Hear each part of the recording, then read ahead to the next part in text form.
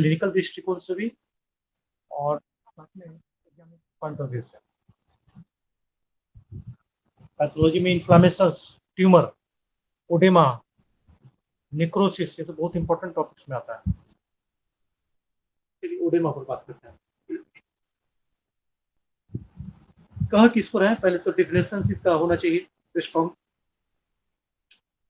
बोलता है कि एबनॉर्मल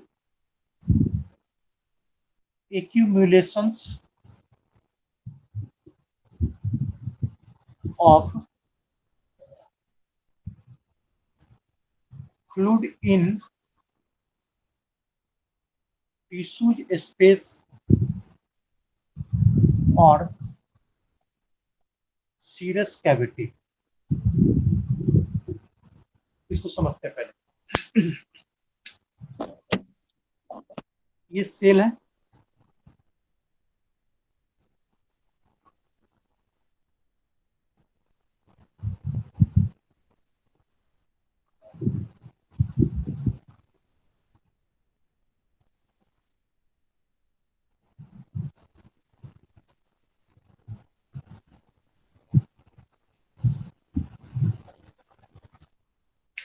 इस सब का सब सेल है।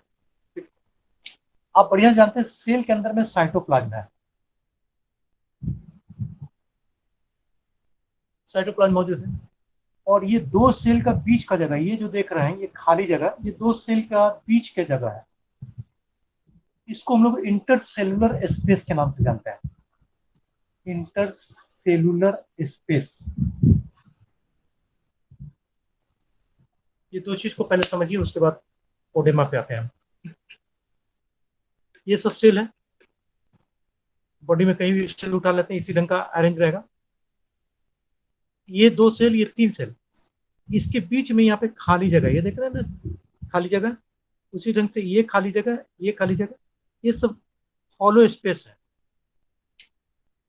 इसी को बोल रहा है टिश्यूज स्पेस या सेलुलर स्पेस। वह सारे खाली जगह, इसमें फ्लूइड होते हैं। ये फ्लूइड यहाँ से सेल से इससे बाहर आते हैं, इससे सेल में जाते हैं, ये चलता रहता है। तो नॉर्मली साइटोप्लाज्म के अलावा ये इंटरसेलुलर स्पेस में फ्लूइड मौजूद रहते हैं, लेकिन ये नॉर्मल है, उतना ही अमाउंट में रहते हैं जितना बड़ा वो स्पेस है। ठीक है, अब ये बोल रहा है कि एबनॉर्मल एक्युमुलेशन। एबनॉर्मल एक्युमुलेशन का मतलब कि ये जो टिश्यू स्पेस है, इसमें जरूरत से ज्यादा फ्लूइड का डिपोजिशन हो गया। स्वाभाविक है कि सेल ऐसे करके वहां पर डैमेज होगा या कुछ फिजियोलॉजिकल पैथोलॉजिकल चेंज होगा। यहाँ पे जरूरत से ज्यादा फ्लूइड का जमाव हो गया है, जितना होना चाहिए तो उससे ज्यादा।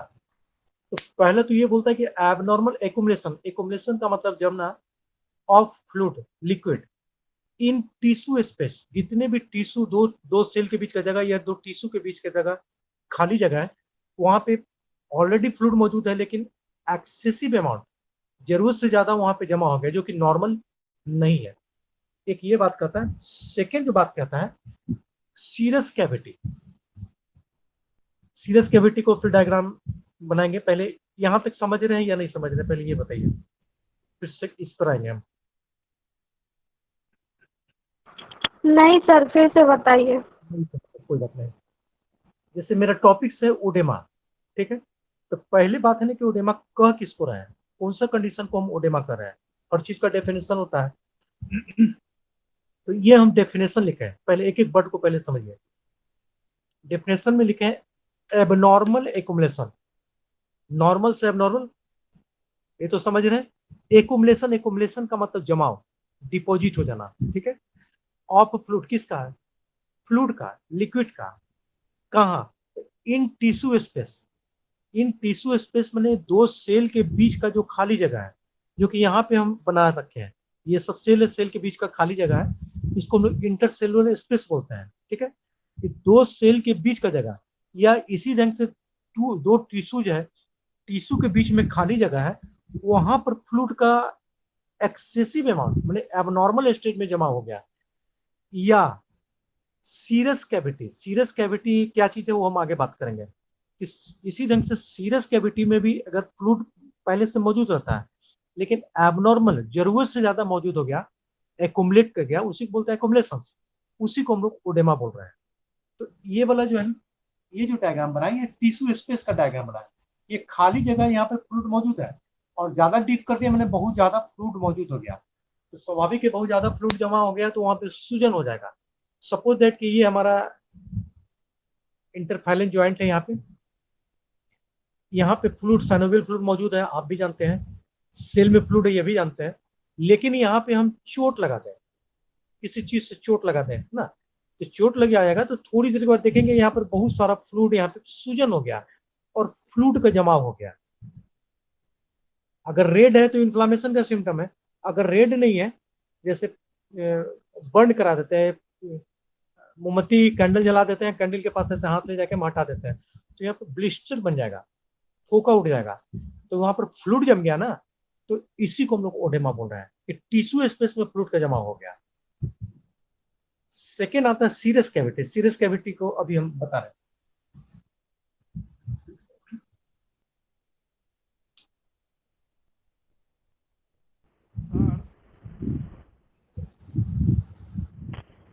Hello sir. हाँ बोलिए। बोल रहे हैं कि स्किन पर रेड रेड कलर का जो चकत्ता आवाज टाइप का होता है आवाज आवाज आपका साफ नहीं आ रहा। Hello hello hello hello hello hello. Sir, आवाज नहीं जा रहा है? हेलो कोई क्वेश्चन पूछ रहे थे क्या? सर, रहे हैं हाँ, कि स्किन पे जो रेड कलर का चकत्ता टाइप का हो जाता है वही हुआ ओडेमा? रेड कलर का चकत्ता टाइप का जो स्किन पे होता है वही हुआ ओडेमा? नहीं। रेड जैसे एक जस्ट एग्जाम्पल ये कि बर्न कर गया, वो भी सुपरफिशियल बर्न, डीप बर्न में तो पूरा टिश्यू ही लॉस्ट कर, सुपरफिशियल बर्न, इसीलिए एग्जाम्पल दिया हम कैंडल का, कि कैंडल जला हुआ है यहाँ पे हम गिरा देते हैं एक दो बूंद, या फिर कैंडल के ऊपर ऐसे हाथ रख के हटा देते हैं, तो सिर्फ सुपरफिशियल बर्न होता है। तो सुपरफिशियल बर्न होता है ना, तो देखते हैं कि वहां पर ब्लिस्टर, मेडिकल में ब्लिस्टर बोलते हैं, सामान्य बोलचाल की भाषा में हम लोग बोलते हैं फोका उठ गया। तो फोका कहाँ से आ गया? अरे वो अंदर का जो फ्लूइड था, टिश्यू फ्लूइड था ना, वो वहां पे नीचे जम गया, उसी को ओडेमा बोल रहा है। रेड हो गया ना, तो रेड हो गया तो वो इन्फ्लामेशन का साइन है, वो ओडेमा नहीं है, वो इन्फ्लामेटरी सिम्टम है। वो इन्फ्लामेशन तो बहुत डिटेल से बात हो चुकी है, थोड़ा सा आगे बढ़ने दीजिए तो समझ में आ जाएगी पूरी बात, थोड़ा सा हमको और आगे बढ़ने दीजिए। ये स्टोमिक है, स्टोमिक का कवरिंग मेम्ब्रेन आउटर लेयर, या फिर इंटेस्टाइन का कवरिंग मेम्ब्रेन, ये पेरिटोनियम है। ठीक है, इस पेरिटोनियम में स्मॉल अमाउंट ऑफ फ्लूइड मौजूद रहता है, थोड़ा सा फ्लूइड इसमें मौजूद ही रहता है। यही हमारा सीरस कैविटी है। सीरस कैविटी का मतलब एक गॉड गिफ्टेड कोई भी ऑर्गन्स को प्रोटेक्शन के लिए, बचाने के लिए एक लेयर बना के रखते हैं, और वो लेयर और इंपॉर्टेंट टिश्यू दोनों के बीच में खाली जगह होता है, और उस खाली जगह में सीरम भरा होता है। सीरस, जिसको सीरम सीधे नहीं बोलते हम लोग, सीरस फ्लूइड बोलते हैं। उसमें हार्ट भी शामिल है, लंग्स भी शामिल है, हमारा डाइजेस्टिव सिस्टम का पार्ट भी शामिल है। तो ये जो हॉलो स्पेस देख रहे हैं ना, यही सीरस कैविटी है। तो इसमें तो ऑलरेडी फ्लूइड मौजूद है, लेकिन एक्सेसिव अमाउंट में जब एक्यूमुलेशन होगा तो ये ऐसा करके फूल जाएगा। ये इतना ही जमा हुआ है, इतना ही एक दूसरे का लेयर के बीच में फूल रहा है, लेकिन जरूरत से ज्यादा जमा हो जाएगा ना, ऐसे करके सूजन हो जाएगा वहां पे। तो ये जो एक्यूमुलेशन है सीरस कैविटी में, इसको भी हम लोग ओडेमा के नाम से जानते हैं।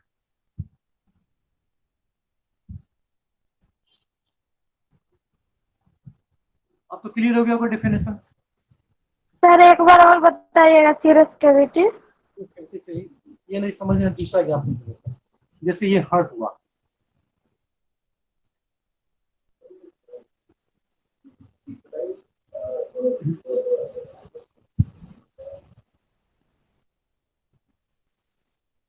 हार्ट में 3 लेयर है, आप जान रहे हैं। ये इंडोकार्डियम, शॉर्ट में लिख रहे हैं, ये मायोकार्डियम, और ये बाहर वाला पेरिकार्डियम। ये तो 3 लेयर का बना हुआ जानते हैं, लेकिन वो तो पेरिकार्डियम है। पेरिकार्डियम के बाहर में एक और लेयर, इसका कवरिंग मेम्ब्रेन मौजूद हो जाता है।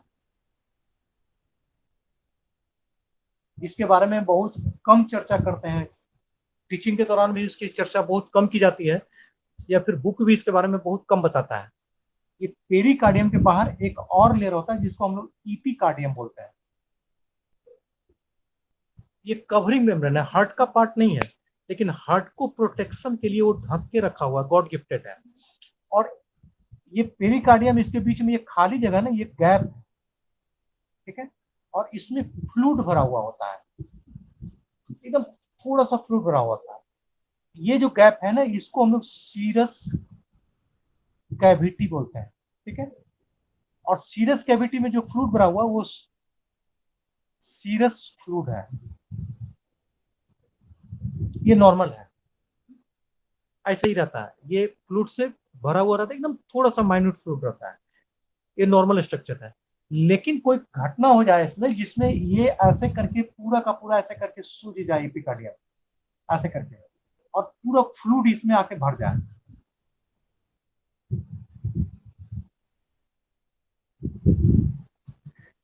कहां भरा फ्लूइड? सीरस कैविटी में सीरस फ्लूइड मौजूद था। अब एक्सेसिव अमाउंट में जम गए, जबकि होना चाहिए था, ये नॉर्मल स्ट्रक्चर बना है एक तरफ, इतना ही होना चाहिए था, और यहाँ पर इतना जमा हो गया। तो ये जमा जो हो गया ना, ये नॉर्मल नहीं स्टेज है, अब नॉर्मल स्टेज है। ये इतना जमा होगा मतलब हार्ट पर प्रेशर बढ़ेगा, हार्ट को कंप्रेस करेगा, हार्ट का फंक्शन इम्पेयर्ड होगा, या हार्ट का फंक्शन इम्पेयर्ड हो चुका है, तभी ऐसा होगा। तो ये जो एक्युमुलेशन हो गया ना, इसी को हम लोग बोलते हैं abnormal accumulation of fluid in serous cavity. इसको यहां से जोड़ लीजिए, abnormal accumulation of fluid in serous cavity, it is also called oedema. Hello sir, हाँ हाँ, सीरस फ्लूइड जो होता है उसका क्या वर्क होता है? नहीं जैसे एकदम बहुत सिंपल है, इसी से यहीं पर समझ लीजिए, बहुत सिंपल है, एकदम अपने ऊपर लेना है। ये नॉर्मल स्किन है, दिखाई दे रहा होगा मेरा हाथ, इसमें भी कुछ है?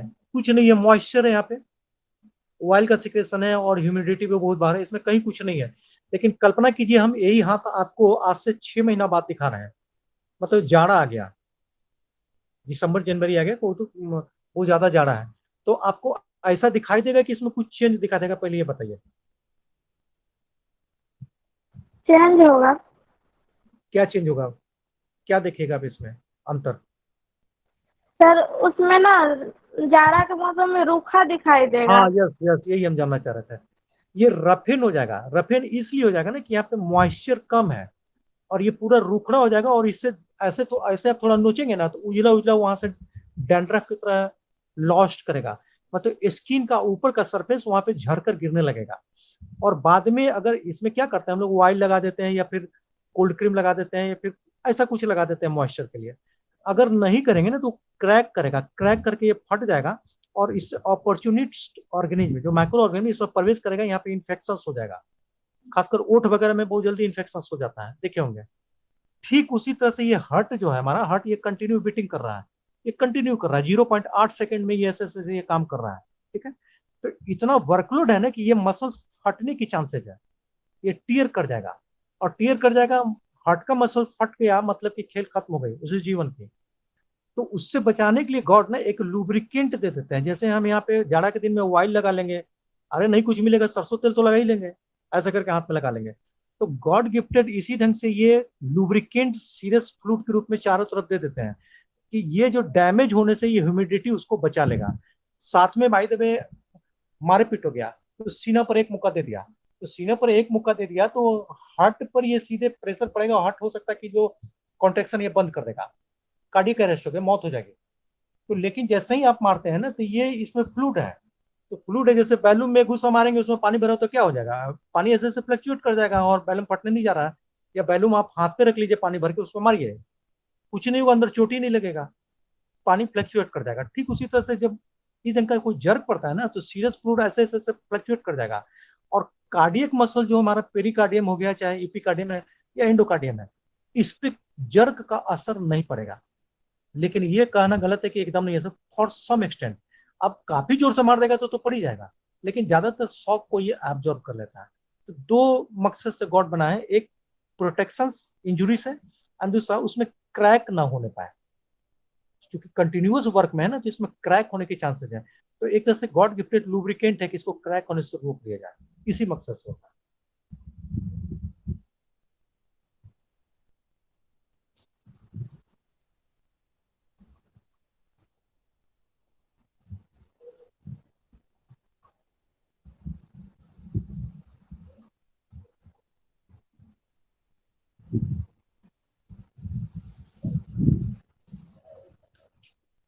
ये तो डेफिनेशन था। अब लिखते हैं टाइप ऑफ ओडेमा।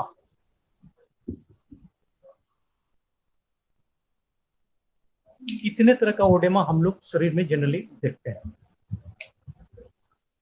पहला आता है एना सार्का। अब एना सार्का क्या है वो जान लेते हैं।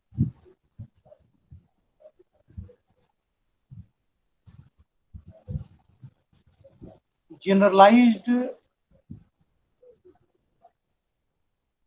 collections of fluid in body,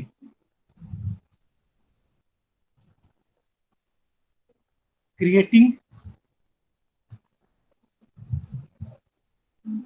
diffuse swelling। इसको समझते हैं। इना सार्का को भी छोड़ देते हैं, पहले ये वाला बात पे आते हैं। ये पहला सबसे कॉमन टाइप है ओडेमा का। क्या कर रहा है कि जनरलाइज मैंने सर से पांव तक को ले लिया, कोई खास ऑर्गन, जैसे अभी जो बात किए थे हार्ट की बात किए थे, या फिर स्टोमिक की बात किए थे। तो स्टोमिक में प्रॉब्लम है तो अलग प्रॉब्लम है, हार्ट में प्रॉब्लम है तो अलग प्रॉब्लम है। लेकिन हम एक ऐसा बात करते हैं जैसे खून की कमी हो गई, या थायराइड, हाइपोथायराइड का प्रॉब्लम है, तो उसमें देखेंगे ना, आदमी का आंख भी फूल जाता है, चेहरा भी फूला रहता है, हाथ ये से भी फूला रहता है, पैर एंकल के नीचे तो पक्का ही फूला रहता है, पेट भी फूला रहेगा। अरे सर से पांव तक उसको कई ऑर्गन्स में हम लोग जनरलाइज स्वेलिंग देखते हैं। तो इस ढंग का जनरलाइज स्वेलिंग मैंने पूरे शरीर में सूजन, ज्यादातर हिस्सा में सूजन हम देख रहे हैं। सूजन क्यों हो रहा है? तो एकोमुलेशन ऑफ फ्लूइड, पूरे शरीर में फ्लूइड जम गया है, जमा हो गया, उसका ड्रेनेज सिस्टम खराब हो गया है, वो रिटर्न नहीं हो पा रहा है। ऐसा अगर पूरे शरीर में एक ही साथ सूजन हो जाता है, इसको हम लोग इस टाइप के ओडेमा का हम लोग एनासार्का के नाम से जानते हैं। तो anasarca is that type of oedema in which generalized collection of fluid in body which creating diffuse swelling। पूरे शरीर में एक साथ सूजन दिखा देगा, खासकर किडनी फेल हो जाएगा, एनासार्का आपको दिखाई देगा। कार्डियक फेल हो जाएगा, एनासार्का आपको दिखाई देगा। सीवियर एनीमिया, एनीमिया नहीं सीवियर एनीमिया, खून का बहुत ज्यादा कमी हो जाएगा, ये दिखाई देगा। हाइपोथायरॉयडिज्म, थायराइड का सिक्रेशन कम है, तो ये आपको दिखाई देगा। सेकंड पे आते हैं, यहाँ तक पूछते चलिएगा, जहां नहीं समझ में आ रहा है पूछते चलिए आपको, नहीं तो हम आगे बढ़ते जाएंगे। सर थायराइड का सिक्रेशन कब कम होता है, किस किसका? चीज की वजह से होता है? कौन सा? थायराइड का सिक्रेशन थायराइड ग्लैंड है ना, वो हमारे गर्दन के पास होता है, थायराइड ग्लैंड है। तो उसका यस। सिक्रेशन अगर कम हो जाता है ना, तो उसको हाइपोथायरॉयडिज्म बोलते हैं। जैसे थायराइड है ना, मेटाबॉलिज्म को कंट्रोल करता है, मेटाबॉलिज्म में जो खाना ले रहे हैं ना, उसको ऊर्जा में कन्वर्ट करने के लिए थायराइड जिम्मेवार है। फिर मेंटल ग्रोथ के लिए जिम्मेवार है, बड़ी सा काम करता है, तो उसका सिक्रेशन कम हो जाता है। सर हम वो नहीं बोल रहे, हम बोल रहे सिक्रेशन किस चीज की वजह से कम होता है, ऐसा क्या होता है जो कम हो जाता है? काउजेटिव फैक्टर, काउजेटिव फैक्टर में सबसे कॉमन से अगर हाइपोथायरॉयडिज्म की बात करें, हाइपो ना कम वाला ना, सबसे पहले तो ये सेक्स में फीमेल का प्रॉब्लम है। फीमेल में 30+, 30 साल से ऊपर का प्रॉब्लम है। थर्ड अगर बोलता है तो ओरल कॉन्ट्रासेप्टिव, अगर ओरल कॉन्ट्रासेप्टिव लगातार सेवन करिए, गर्भ निरोधक गोली, ओरल कॉन्ट्रासेप्टिव का मतलब। उसके बाद ओवर स्ट्रेस एंड स्ट्रेन, जीवन में बहुत ज्यादा तनाव लेकर चल रही है। हम जेनेटिक्स, फैमिलियर हिस्ट्री उनके परिवार में है, तब उसके बाद है ड्रग्स इंड्यूस्ड में खासकर स्टेरॉइड वगैरह का सेवन कर रही हैं तब। उसके बाद में ट्यूमर, सिस्ट, वही कारण है। इसमें सबसे कॉमन की बात करते हैं, सबसे कॉमन में फीमेल होना और 30+ का हो जाना, और उसके बाद ओवर स्ट्रेस एंड स्ट्रेन जीवन में लेके चलना, ये 3 सबसे कॉमन कॉज है में। और चौथा जेनेटिक्स, ये सबसे मोस्ट कॉमन कॉज में यही है।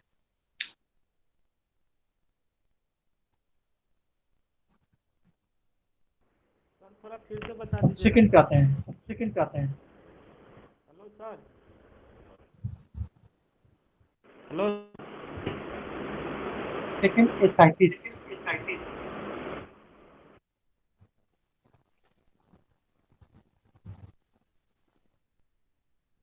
Collection of fluid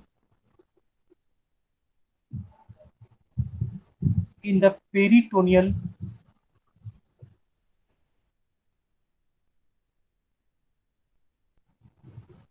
cavity. अभी जस्ट बात कहते हैं कि स्टोमिक इंटेस्टाइन को एक कवरिंग मेम्ब्रेन, जैसे हार्ट में एपिकार्डियम था वैसे ही एक कवरिंग मेम्ब्रेन ढका रहता है, जिसको हम लोग पेरिटोनियल मेम्ब्रेन बोलते हैं। और ये स्टोमिक है मान लेते हैं, और ये पेरिटोनियल मेम्ब्रेन है, यही पेरिटोनियम है। तो इसके बीच में खाली जगह है जहां पे फ्लूइड भरा होता है ऑलरेडी, इसको हम लोग पेरिटोनियल फ्लूइड भी बोलते हैं। लेकिन इसमें बहुत ज्यादा जमा हो गया, और बहुत जमा होने के बाद ये ऐसे करके इतना बड़ा स्पेसियस हो गया, तो इसी को हम लोग एसाइटिस के नाम जानते हैं। लोकलाइज हो गया, लोकलाइज का मतलब सिर्फ पेरिटोनियल मेम्ब्रेन में, पेरिटोनियल कैविटी में अगर फ्लूइड का एक्युमुलेशन हो गया, तो उस एक्युमुलेशन ऑफ फ्लूइड को हम लोग एसाइटिस के नाम से जानते हैं। ये बता चुके हैं, टाइफाइड में ये देखने को मिलेगा, टाइफाइड हो जाएगा तो एसाइटिस हो सकता है कि हो जाएगा थर्ड स्टेज में। ट्यूमर हो गया, पेट में ट्यूमर हो गया तो हो सकता है। पेट में कैंसरेशन हो गया तब भी हो सकता है। ट्यूबरकुलस इन्फेक्शन, खासकर बोवेनाइन ट्यूबरकुलोसिस, बोवेनाइन ट्यूबरकुलोसिस गाय का कच्चा दूध पीने की वजह से डेवलप होता है। गाय का कच्चा दूध पी रहा है तो कई बार ट्यूबरकुलस इन्फेक्शन उसके साथ आ जाता है, और ज्यादातर पेट में ही वो ट्यूबरकुलस इन्फेक्शन होता है, वहां पर एसाइटिस देखने को मिलेगा। या फिर कार्डियक फेलियर, अगर राइट साइड का वेंट्रिकल फेल कर जाता है तब भी एसाइटिस का सिम्टम हम लोग देखते हैं।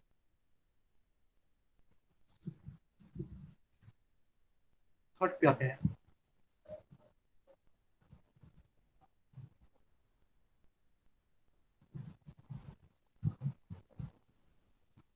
Hydrothorax.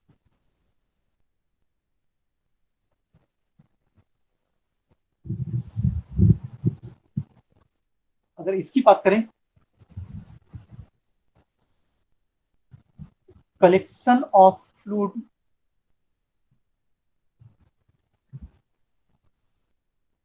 In the pleural cavity.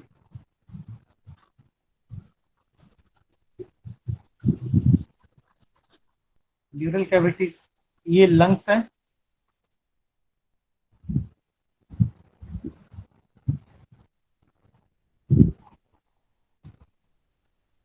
Lungs को चारों तरफ से कवर किया रहता है, कवरिंग मेम्ब्रेन। इसमें दो है, एक लंग्स के वॉल से बिल्कुल चिपका रहता है, जिसको हम लोग विसरल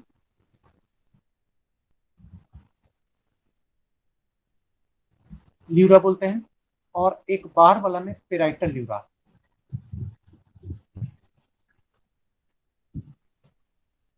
ठीक है, इसके बीच में खाली जगह है और इसमें फ्लूइड भरा रहता है, जिसको हम लोग प्लूरल फ्लूइड के नाम से जानते हैं। किसके किसके बीच में? विसरल ल्यूरा और पेराइटल ल्यूरा दोनों के बीच में खाली जगह है।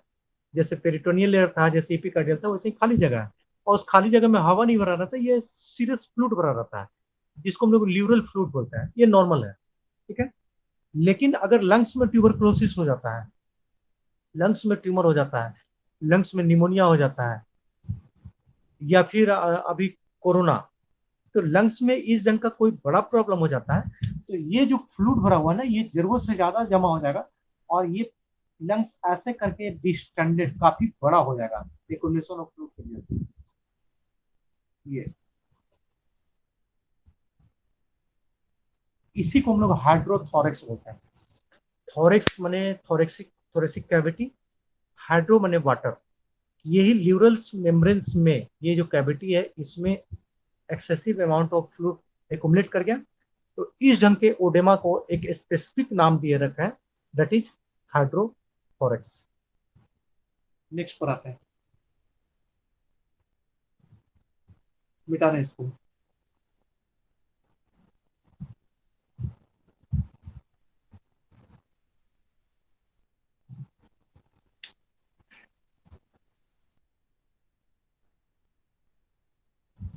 पेरिकार्डियल इफ्यूजन्स,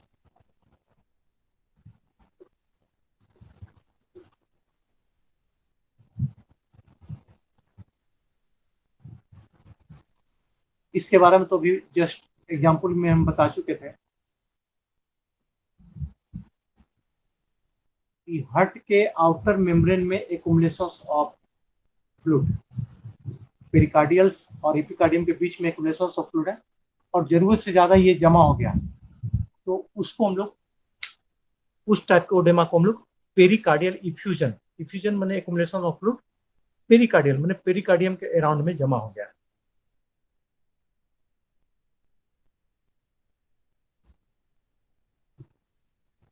यहाँ तक किन्हीं को कुछ पूछना है?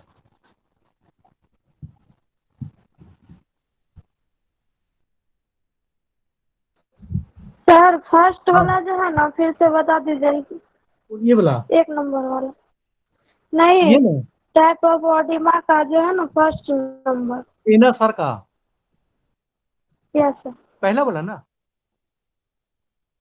First. Yes sir. Okay okay okay.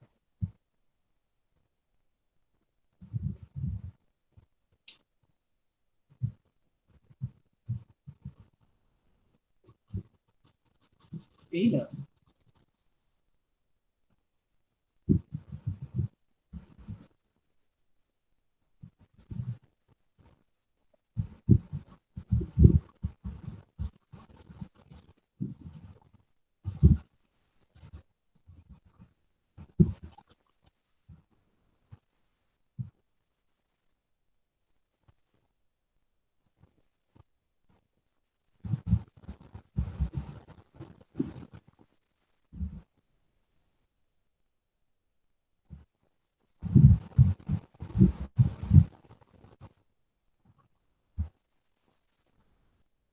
ये नॉर्मल बॉडी स्ट्रक्चर हो गया, ठीक है, ये नॉर्मली है। अब किसी आदमी को हम देख रहे हैं कि ये पूरा आंख के नीचे, जैसे आंख, आंख है ना, आंख के नीचे पूरा पप्पी हो गया, देखिए काफी मोटा जमा हो गया, फेस जो है ना काफी भर गया, इतना बड़ा हो गया सूजन की वजह से। हाथ खासकर नीचे वाला पार्ट ये पूरा ऐसे ऐसे करके सूज गया। पेट देख रहे हैं कि पूरा सूजा हुआ, यहाँ पे जमा हुआ। पैर में खासकर एंकल ज्वाइंट के नीचे ये काफी सूजा हुआ है, ये सब दिखाई दे रहा है सूजन, ये सब सूजा हुआ दिखाई दे रहा है। ये जो बना दिया ना, फैल गया सूजन की वजह से, पूरे शरीर में ना हो गया, फेस में भी हो रहा है, हाथ में भी देख रहे हैं, पेट में भी देख रहे हैं, पैर में भी देख रहे हैं।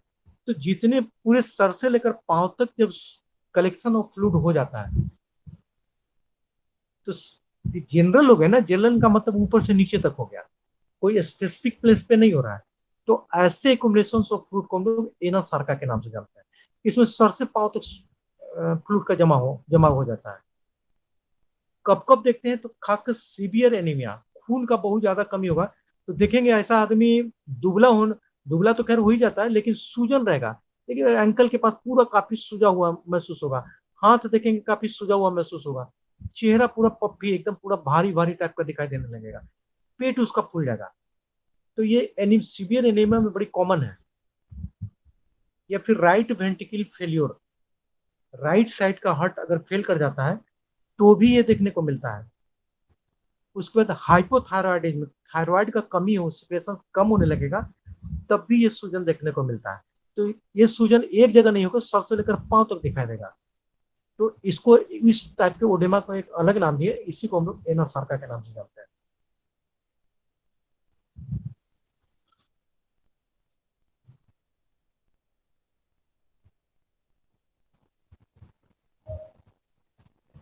अब मिटा दें।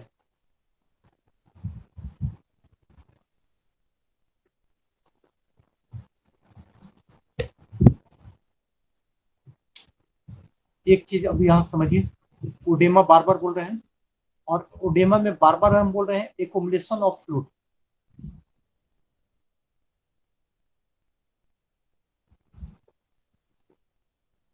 ये बार बार हम रिपीट कर रहे हैं।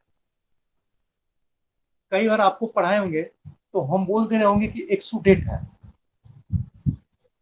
और कई बार हम कोई टॉपिक्स में बात कर रहे होंगे ट्रांसुडेट। खासकर मेडिसिन वगैरह में कई बार टॉपिक्स आता होगा, एक्सुडेट ट्रांसुडेट हम बोल के निकल जाते होंगे। अब उसको क्लियर कर लेते हैं।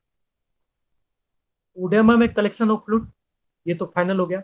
अब एनासार का है कि हाइड्रोथोरेक्स है कि एसआईटिस, उससे हमको मतलब नहीं है, कहीं तो फ्लूइड जमा है जिसको हम लोग ओडेमा के नाम से जानते हैं।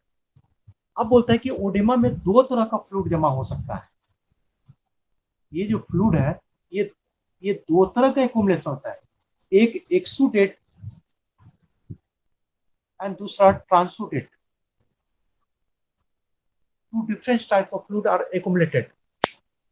अब क्यों दोनों का नाम दिए अलग अलग, इसको समझ लेते हैं। पहले एक्सुडेट की बात करते हैं। एक्सुडेट की बात करते हैं तो ये प्रोटीन रिच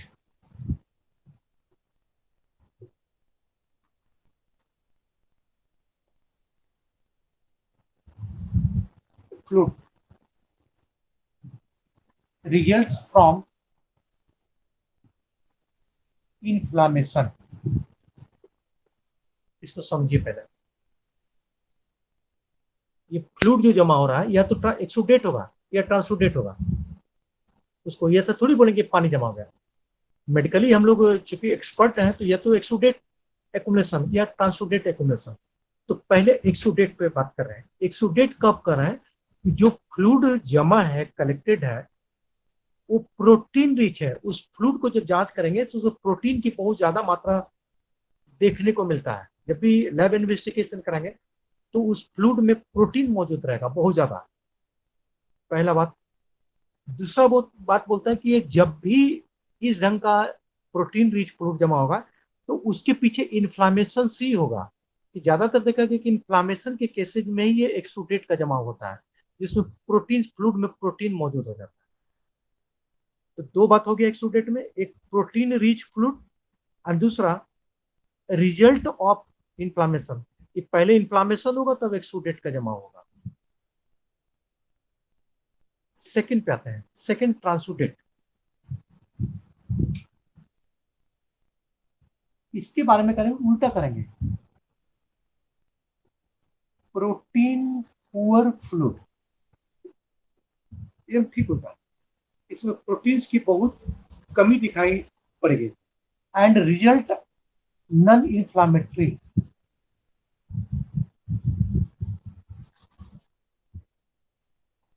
नॉन इन्फ्लामेटरी का मतलब इन्फ्लामेशन उसके पीछे कारण से नहीं होगा। इन्फ्लामेशन दूर दूर तक भी इसके पीछे रीजन नहीं है, बिना इन्फ्लामेशन का ये डेवलप कर रहा है।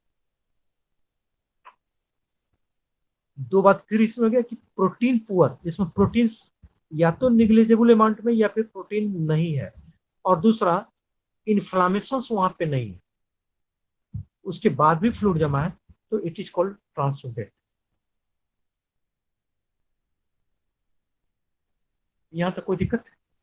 अगर एग्जाम्पल के तौर पे समझना है, ठीक है, फिर अपना हाथ ले लेते हैं, ये हथौड़ा ले लेते हैं, इसको हम ऐसे करके मार देते हैं यहाँ पे, ठीक है, मार देते हैं। 10 मिनट के बाद देखेंगे यहाँ पे सूजन हो गया।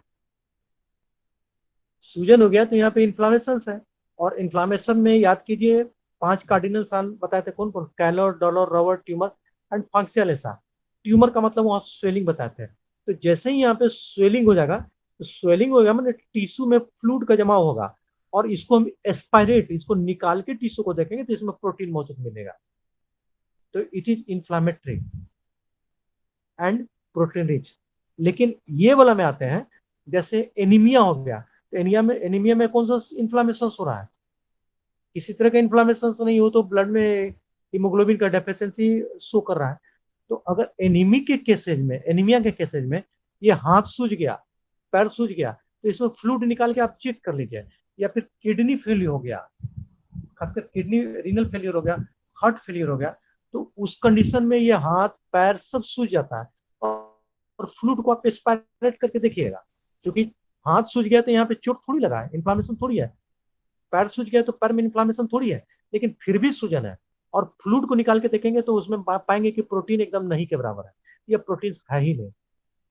तो ऐसे एक्युमुलेशन ऑफ फ्लूइड को ट्रांसुडेट बोलेंगे, और जिसमें प्रोटीन मौजूद होगा और इन्फ्लामेशन के वजह से हो रहा है, इसको हम लोग एक्सुडेट बोलेंगे। यहाँ तक कोई कंफ्यूजन है तो पूछ लो, फिर आगे बढ़ेंगे।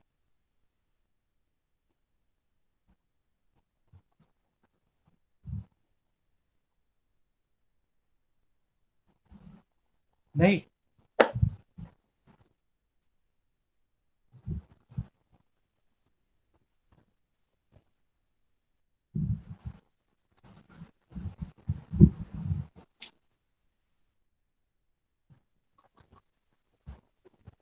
अब आते हैं mechanism of oedema.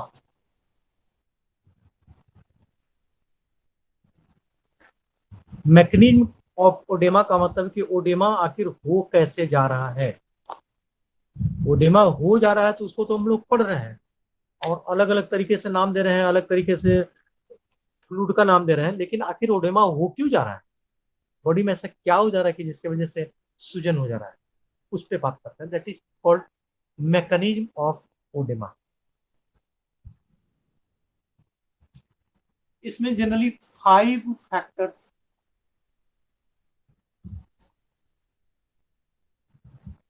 Play important role. ये 5 घटनाक्रम शरीर में हो जाएगा एनाटॉमिकली या फिजियोलॉजिकली, जिसकी वजह से ओडेमा डेवलप कर जाएगा। अब इन पांचों को एक एक करके हम लोग पढ़ते हैं। फर्स्ट, इंक्रीज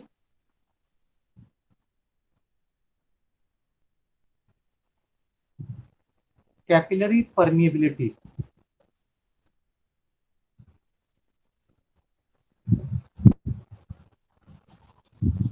पांचवा में ये पहला हम बात कर रहे हैं, इंक्रीज कैपिलरी परमिएबिलिटी।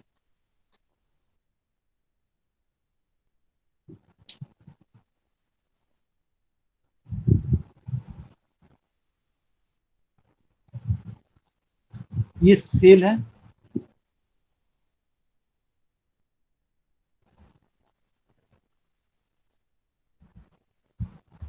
ये वाला पोर्शन कैपिलरी हो गया,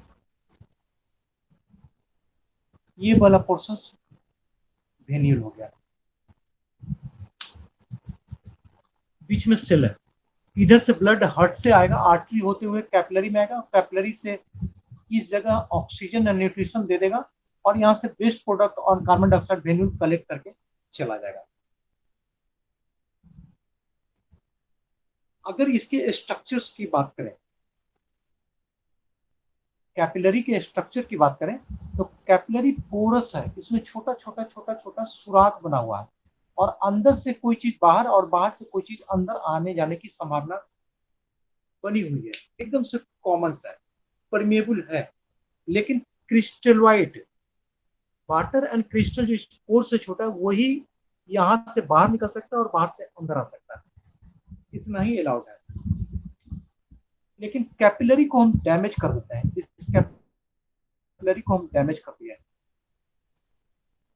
कैसे डैमेज करती है? कोई टॉक्सिन्स, बैक्टीरियल टॉक्सिन्स है, या वायरल टॉक्सिन्स है, या फिर कोई मेडिसिन ले लिया, या फिर एनॉक्सिया, ऑक्सीजन का बड़ी कमी कर दी है शरीर में, या कोई खास जगह पे, इन दोनों कंडीशंस में कैपिलरी डैमेज हो गया। ठीक है, जैसे ही कैपिलरी डैमेज होगा तो ये मसल टोन है, देख रहे हैं ना, हाथ को ऐसे अगर हम खींचेंगे, खींचेंगे, जैसे खिंचा तो जाएगा, लेकिन छोड़ेंगे तो फिर वापस अपने जगह पे चला जाएगा। ये मसल टोन है, ये इलास्टिसिटी माने elastin fibre and collagen fibre की वजह से हो रहा है। तो ये भी कैपिलरी भी उसी चीज का बना हुआ है कि ये स्ट्रेच करता है और ये वापस ऐसे करके लौट जाता है। लेकिन जब डैमेज कर देंगे तो इसकी स्ट्रेचेबिलिटी बढ़ जाएगी। जैसे ये पोर्स छोटा था ना, तो धीरे धीरे धीरे करके पोर्स इनलार्ज हो जाएगा, और इनलार्ज हो जाएगा ना तो मोर एंड मोर वाटर, जो ब्लड वेसल्स और प्लाज्मा में पानी मौजूद है, ये इंडोथेलियल सेल्स कैपिलरी से ये बाहर निकल जाएंगे। और बाहर निकल जाएंगे तो जिस जगह पे ये डैमेज होता है वहां पे धीरे धीरे धीरे धीरे करके ये टिश्यू स्पेस में एक्यूमुलेट हो जाएंगे। तो इसी को बोलते हैं कि इंक्रीज कैपिलरी परमिएबिलिटी, कि पानी आने जाने का जो परमिएबिलिटी था, वो पोर्स का साइज ये बड़ा हो गया। बड़ा हो गया तो बड़ी तेजी से वहां से इन कैपिलरी कैपिलरी के अंदर से वाटरी कंटेंट प्लाज्मा से बाहर निकलने लगेगा। और जैसे ही बाहर निकलेगा तो टिश्यू फ्लूइड में होकर जमा हो जाएगा, वहां पे ओडेमा का सिम्टम्स सामने आ जाएगा। ज्यादातर ये टॉक्सिस, कोई पॉइजन्स या एनोक्सिया या फिर इन्फ्लामेशन, अगर उस जगह पे इन्फ्लामेशन किसी वजह से आप करते हैं तो भी परमिलिबिलिटी बढ़ेगी और वहां पे सूजन हो जाएगा। सूजन मतलब ओडेमा वहां पे हो जाएगा।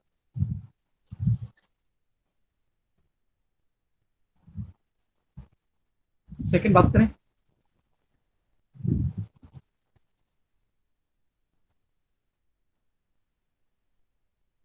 सेकंड पे आते हैं, मिटाना है।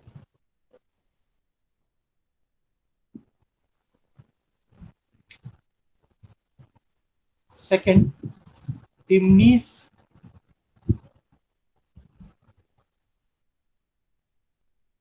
कुलवाइड ऑस्मोटिक प्रेशर।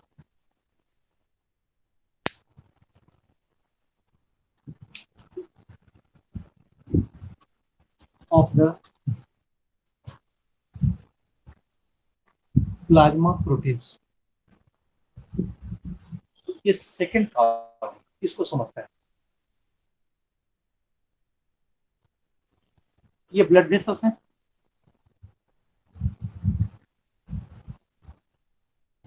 ये मोटा वाला ब्लड कार्पसल्स है, ये जो डॉट कर रहे हैं ये ब्लड कार्पसल्स है, इसमें डब्ल्यूबीसी आरबीसी प्लेटलेट सब है। और ये छोटा छोटा जो बना रहे हैं ये प्लाज्मा है।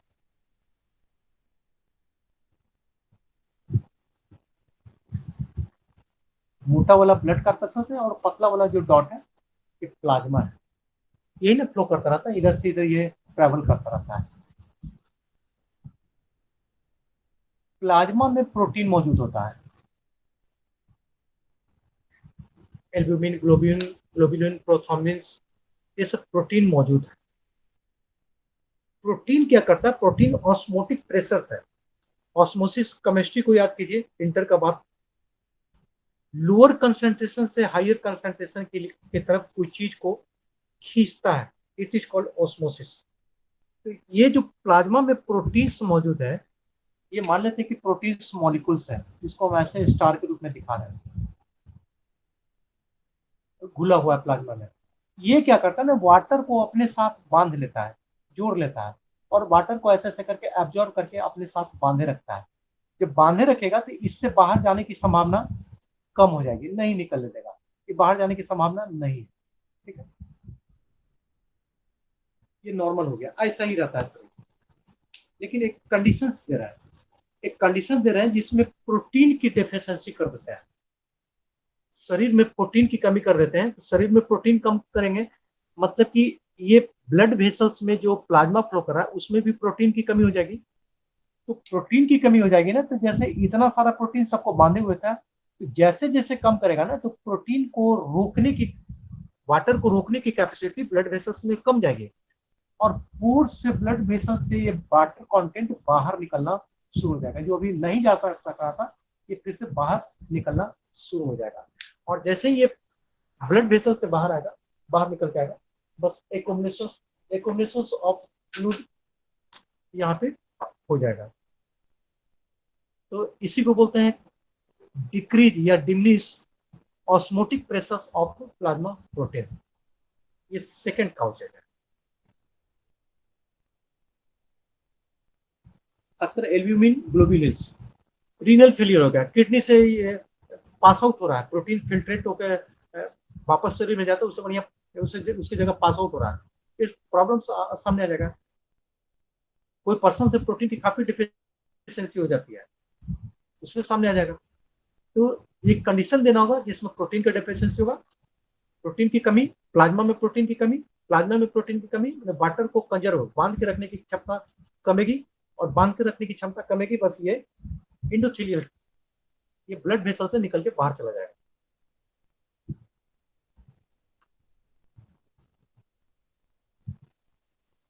यहाँ तक समझ में आई है? कोई दिक्कत है?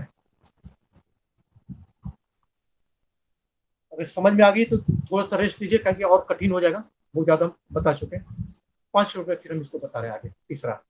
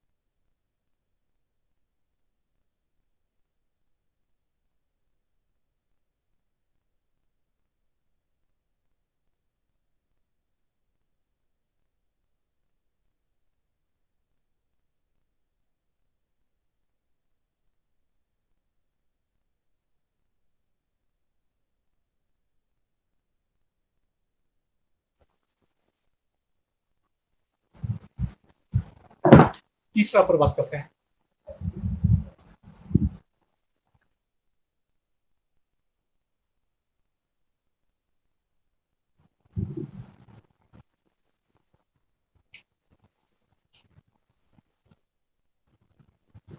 Increase hydrostatic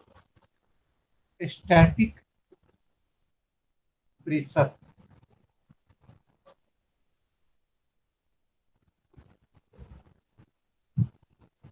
of the blood. ये तीसरा प्यारा पहले, ये क्या कहता है इसको समझते हैं।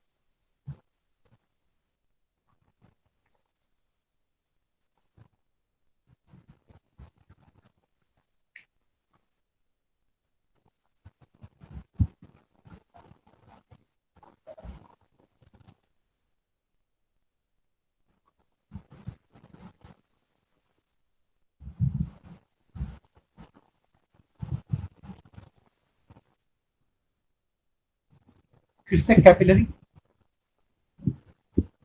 फिर से वेन्यूल, ये सेल, इसको कलर कर देते हैं। ब्लड इस तरफ से आया और इस तरफ से फिर वापस सेल होते हुए ये हार्ट की तरफ लौट गया।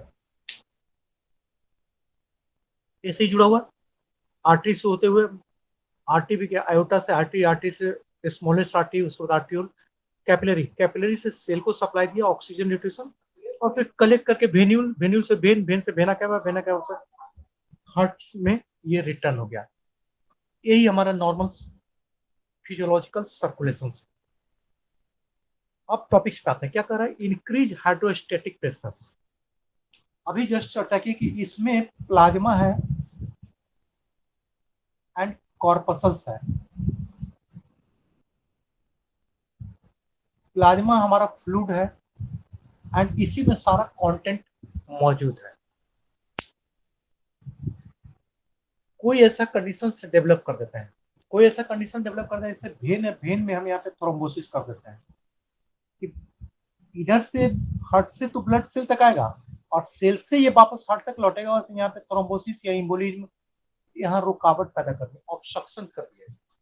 तो ऑब्स्ट्रक्शन कर दिए तो क्या हो जाएगा, धीरे धीरे धीरे धीरे धीरे धीरे यहाँ पर more and more blood accumulate होने लगेगा और ये कैपिलरी डायलेट करने लगेगा। ये धीरे धीरे धीरे करके डायलेट माने मोटा होना शुरू हो जाएगा, फैलना शुरू कर जाएगा। सपोज दैट कि इधर से जा रहा था नॉर्मली और हम यहाँ से इसको ऑब्स्ट्रक्शन कर दे कि पार नहीं करेगा, तो पार नहीं करेगा तो धीरे धीरे क्या होगा, धीरे धीरे धीरे धीरे कैपिलरी में ज्यादा ब्लड जमा होगा और ये ऐसे करके फैलता हुआ डायलेट करता हुआ चला जाएगा, क्योंकि इधर हम ऑब्स्ट्रक्शन दे रखे हैं। ठीक है, अब ये इस स्टेज में आ जाए, इसका मतलब है कि इंक्रीज हाइड्रोस्टेटिक प्रेशर, वाटर का प्रेशर इधर बढ़ने लगेगा और ये जो सेल्स में जो कैपिलरी में फोर्स है, यहां से पानी रिस के धीरे धीरे धीरे करके बाहर निकलना शुरू करेगा। कहीं से तो निकलेगा, या तो फट जाएगा, और नहीं फटेगा तो फोर्स धीरे धीरे धीरे करके बाहर निकलना शुरू कर देगा। तो डायलेट हो जाएगा, और डायलेट हो जाएगा ना, जैसे खींचेंगे तो फोर्स इसका बढ़ जाएगा। फोर्स इसका बढ़ेगा मतलब ज्यादा से ज्यादा वाटरी कंटेंट ब्लड वेसल से ये बाहर निकलना शुरू करेगा और धीरे धीरे करके जमना हो जाएगा। इसी को बोलते हैं इंक्रीज हाइड्रोस्टेटिक प्रेशर। ये कैपिलरी में ऑब्स्ट्रक्शन से नहीं होता, ज्यादातर वेन्यूल या वेन में ऑब्स्ट्रक्शन हो या वेन ब्लड ले जाने के लिए तैयार नहीं हो, जैसे राइट साइडेड हार्ट फेलियर में होता है, तभी ये डेवलप करेगा। नॉर्मली ऐसा नहीं होता। या थ्रोम्बोसिस हो गया, इम्बोलिज्म हो गया, या कहीं पर ऑब्स्ट्रक्शन हो गया, ट्यूमर निकल गया वेन के रास्ता में, तभी ये संभव है। नॉर्मली ऐसा नहीं होता।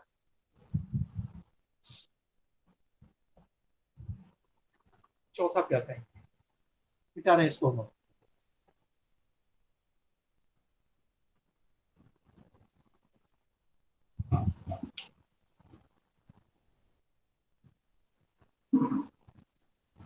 Lymphatic obstruction.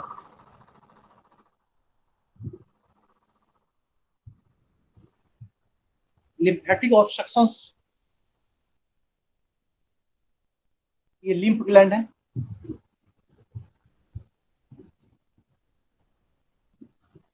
यहाँ पे लिम्फ ग्लैंड में ये लिम्फेटिक वेसल्स आकर ड्रेन होगा। फिर यहाँ से दूसरा वेसल शुरू होगा, ऐसे करके पूरे शरीर में ये चैनल फैला रहता है। इस जगह हम रुकावट पैदा करते हैं, रोक दिए वहां पे। कई कारण हो सकते हैं, ट्यूमर हो सकता है, कैंसरेशन हो सकता है, और सबसे मोस्ट कॉमनली फाइलेरियसिस।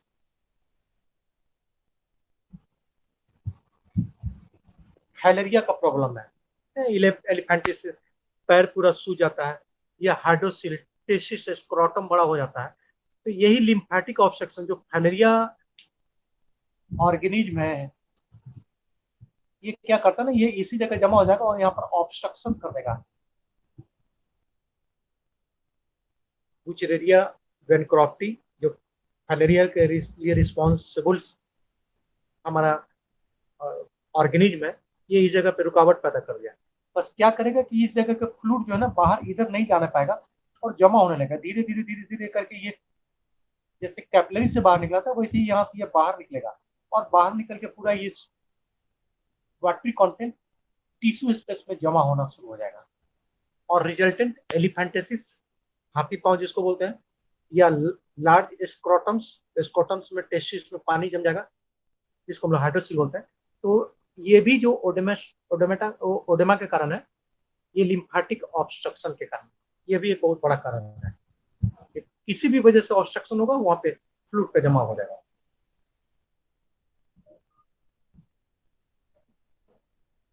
लास्ट पचवा पे आते हैं।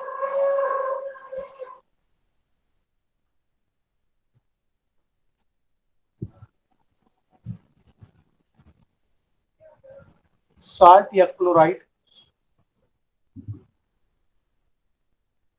रिटेंशन, ये लास्ट।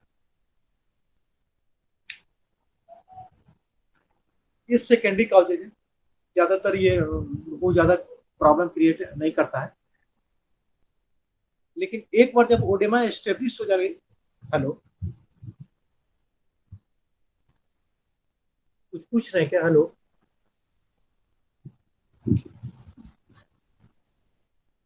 ये क्लोराइड जो है नमक के रूप में, सोडियम क्लोराइड के रूप में हम लोग ले लेते हैं।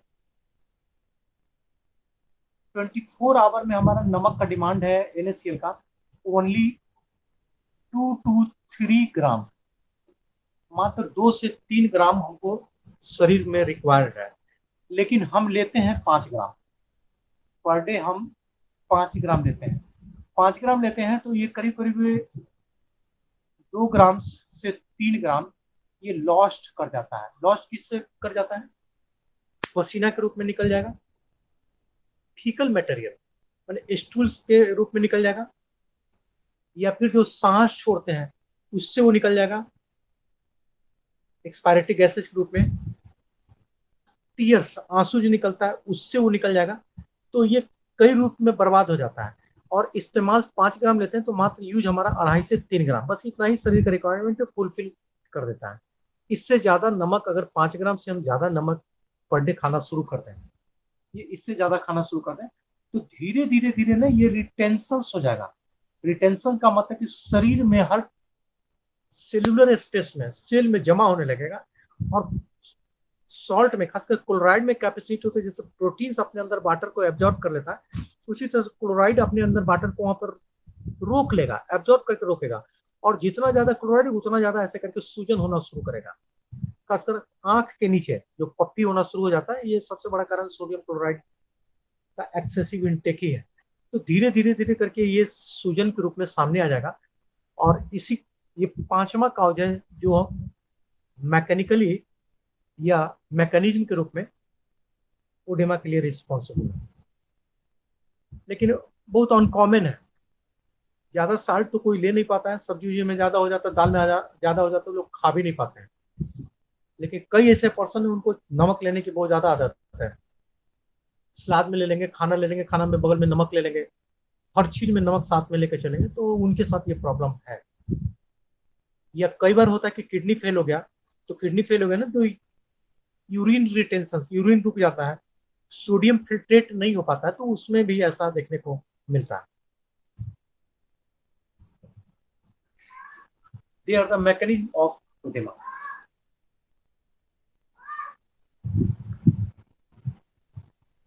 अब आ जाते हैं काउज पर, काउज ऑफ ओडेमा।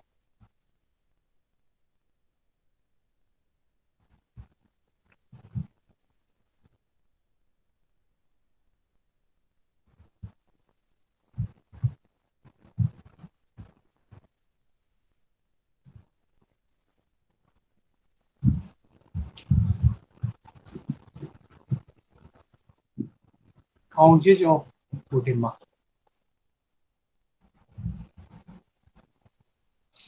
किस किस वजह से ओडेमा हो सकता है? पहला कारण arterial dilatation.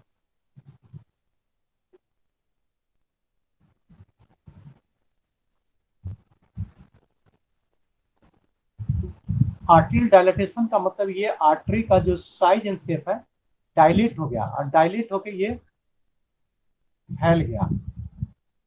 It is called dilatation. जैसे साइज इतना बड़ा होना चाहिए था और ये इतना बड़ा हो गया, डायलेटेशन। ये सबसे पहला काउज है। ये कब कब होगा? इन्फ्लामेशन के केसेज में आर्टेरियल डायलेटेशन हो जाएगा। गर्म, बहुत ज्यादा हीट करते हैं, गर्मी वहां पे देते हैं, तब भी हो जाएगा। या पॉइजन, किसी भी वजह से पॉइजन है, चाहे वायरल इन्फेक्शन की वजह से, वायरल बैक्टीरियल इन्फेक्शन की वजह से, या फिर कोई ड्रग्स की वजह से, या फिर पॉइजन खा लिया गया है उसकी वजह से, तो ये टॉक्सिन के केसेज में हो जाएगा। एंड कई बार चेंजेज सेलुलर चेंजेज में, कैपिलरी में कोई वजह से कोई पैथोलॉजिकल चेंज हो गया, तो इन चार वजह से आर्टेरियल डायलेटेशन होगा। और आर्टेरियल डायलेट करेगा तो ये बता चुके हैं कि कैसे कैसे वहां से वो वाटरी कंटेंट प्लाज्मा से निकलकर बाहर आ जाएगा। सेकंड पे आता है, यहां तक किन्हीं को पूछना है?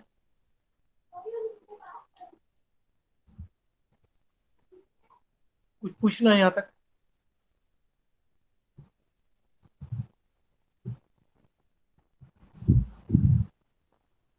सेकंड पे आते हैं।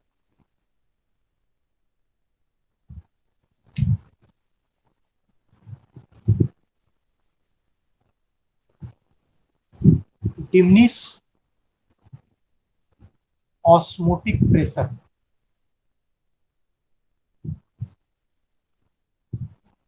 ये बता चुके हैं मैकेनिज्म में कैसे कैसे प्रोटीन की कमी होगी तो वाटर कंजर्वेशन की क्षमता ब्लड वेसल्स में कमेगा और ये बाहर निकल जाएगा वाटर कंटेंट।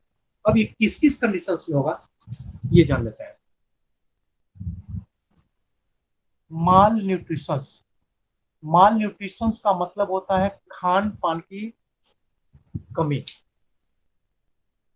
जो रिक्वायरमेंट है हमारा पर डे नीड्स है उसमें कमी हो जाना। इसका मतलब यह नहीं हो कि खाना कम खाना। जैसे प्लेट में भात ले लिए, चावल ले लिए, पूरा भर के खा लिए, लेकिन उसके साथ दाल नहीं ले रहे हैं, सब्जी नहीं ले रहे हैं,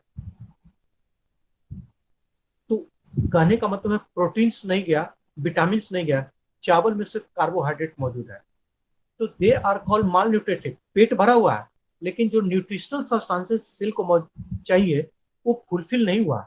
उसके साथ रोटी भी जरूरत है, विटामिन के लिए हरी साग सब्जी भी जरूरत है, फ्रूट्स भी जरूरत है, मिल्क भी की भी जरूरत है, कई चीज की जरूरत है, लेकिन वो सिर्फ पेट भरा जा रहा है, तो they are called mall nutrition.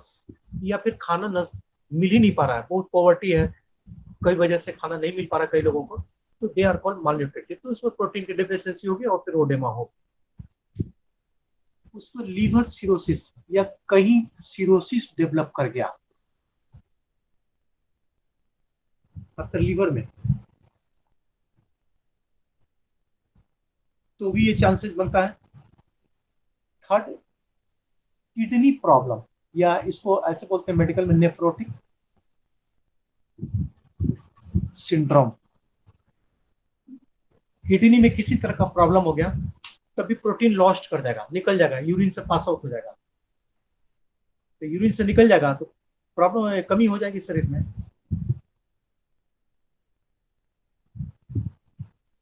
इसके अलावा तीसरा में ही दूसरा हुआ, अब तीसरा में आना होगा।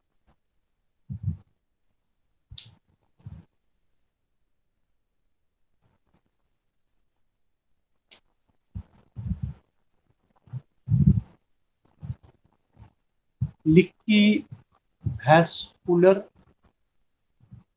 एंडोथेलियम। वैस्कुलर एंडोथेलियम का मतलब ये जो वेसल्स का जो वाल हुआ, ये लीक कर रहा है और यहां से ये पास आउट हो जा रहा है, निकल जा रहा है, पोर से ये वाटर निकल जा रहा है। इसी को बोलते हैं लिक्की वैस्कुलर एंडोथेलियम। अब ये किस किस कंडीशन में होगा वो जान लेते हैं।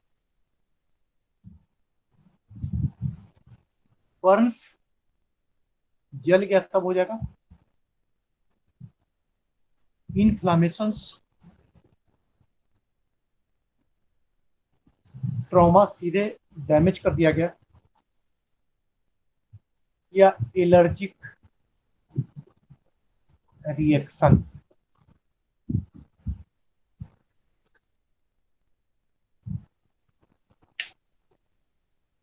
वैस्कुलर एंडोथेलियल वेसल्स कब लीक करने लगेगा?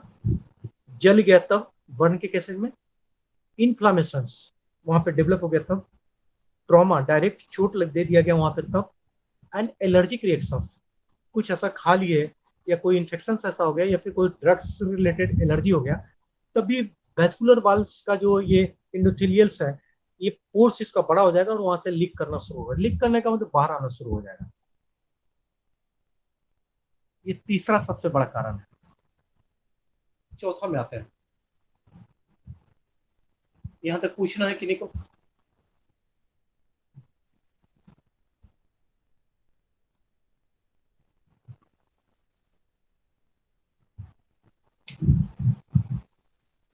फोर्थ में लिम्फेटिक ऑब्स्ट्रक्शंस, इसमें फाइलेरियसिस,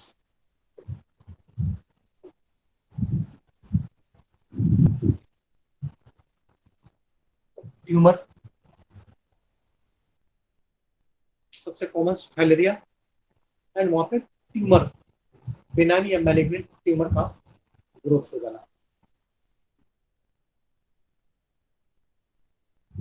पांचवा पे आता है।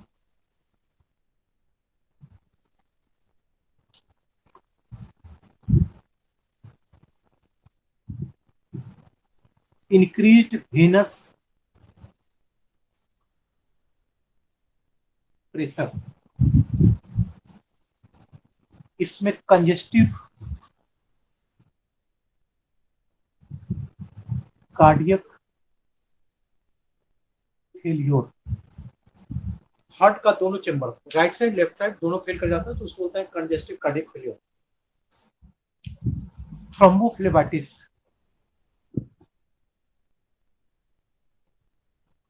फ्लेबाइटिस लास्ट क्लास ले चुके हैं।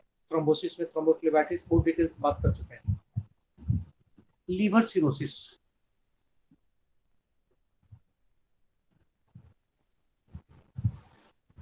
लीवर में घाव हो जाना। लीवर सिरोसिस हमारा मेडिसिन का टॉपिक्स है, ये हो सकता है कल ही पढ़ाएंगे।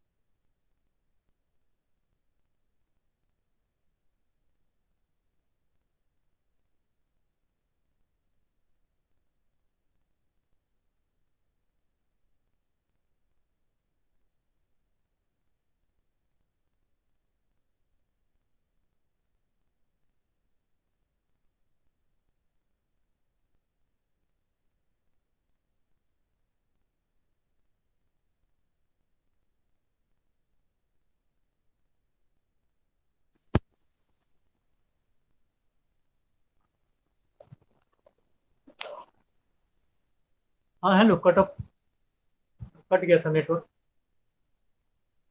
लिवर सिरोसिस मेरा लास्ट ये मोस्ट प्रोबेबली हो सकता है कल ही बताएंगे, नहीं तो नेक्स्ट वीक में तो sure.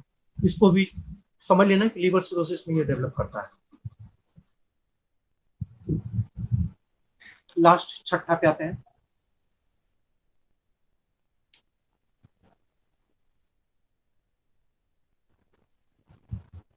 Sodium retention.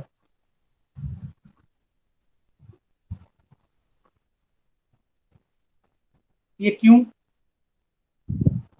Excessive salt intake, जिसके बारे में भी जस्ट हम बात किए।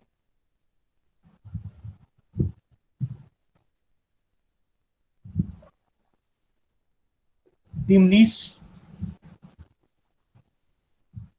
रीनल फंक्शन, किडनी सही से काम नहीं कर रहा है, तो सॉल्ट जो बाहर हो जाना चाहिए था वो नहीं हो पा रहा है। तो ये दो ऐसा कारण से जिसकी वजह से रीनल एब्जॉर्प्शंस, ये किडनी ट्यूबल से एब्जॉर्ब होकर वापस चला जाएगा सर्कुलेशन में। तो शरीर से ही अगर सॉल्ट बाहर नहीं होता है, या एक्सेसिव अमाउंट में सॉल्ट इंटेक कर रहे हैं, खा रहे हैं, कई रूप में खा सकते हैं। जैसे स्नैक्स बहुत ज्यादा खा रहे हैं, वो जरूरी नहीं कि साइड से लिया जाए, स्नैक्स के रूप में भी बहुत ज्यादा सॉल्ट जा रहा है। तो ये सब ओडेमा के लिए रिस्पॉन्सिबल कॉजेज है।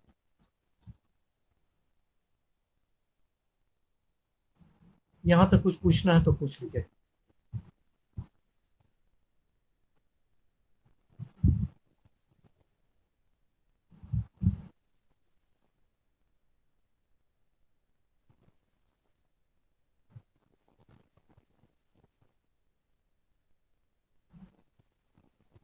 यहाँ तो कोई क्वेश्चन है तो पूछ सकते हैं,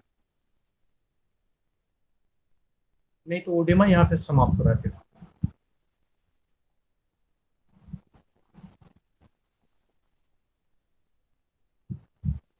फिर दूसरा टॉपिक पर बात करेंगे पैथोलॉजी में हम।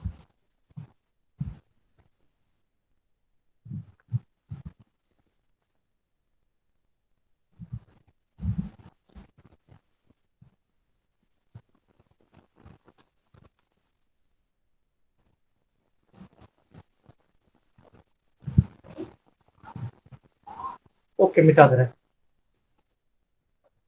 1 मिनट का टाइम दीजिएगा तो सर इंक इसमें डाल लेते हैं। अच्छा नहीं रहा।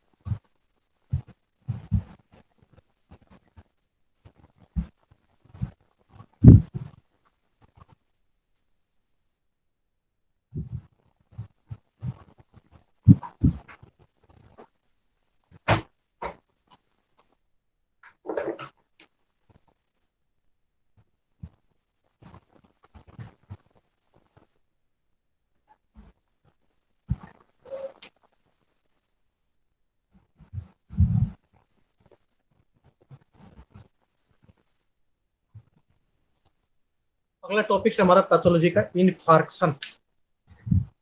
इस पे बात करते हैं, ज्यादा बड़ा नहीं है।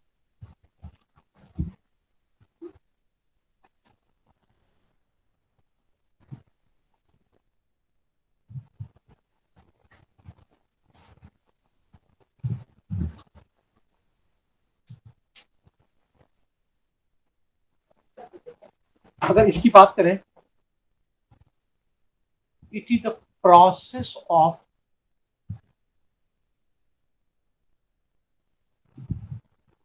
Tissue necrosis.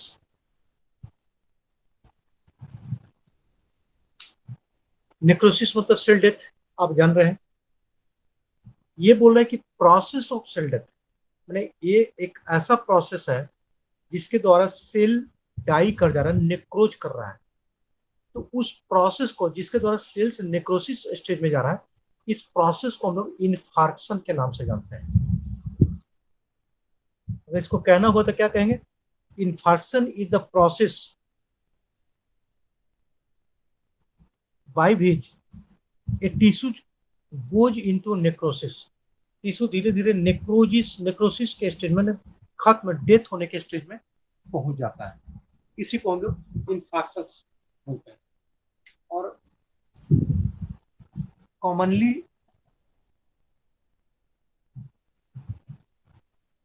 it occurs due to insufficient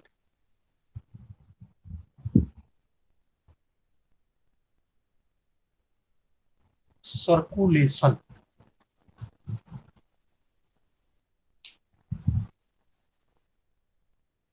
process जिसके द्वारा सेल डेथ किया, नेक्रोज किया, इन्फेक्शन कारण। तो मोस्ट कॉमनली, ज्यादातर केसेज में देखा गया, ये तभी होता है जब इनसफिशिएंट सर्कुलेशन, कोई खास जगह पे, कोई खास पार्ट में ब्लड सर्कुलेशन हैम्पर्ड कर गया या इम्पेयर्ड हो गया, कम गया। सीधा एकदम कॉमन लैंग्वेज की बात करें तो वहां पे सर्कुलेशन कम गया। जैसे ही सर्कुलेशन कम होगा तो वहां पे जो कंडीशन डेवलप करेगा, that is for infarction. Heart attack, जिसको हम लोग मेडिकली मायोकार्डियल इन्फार्क्शन बोलते हैं।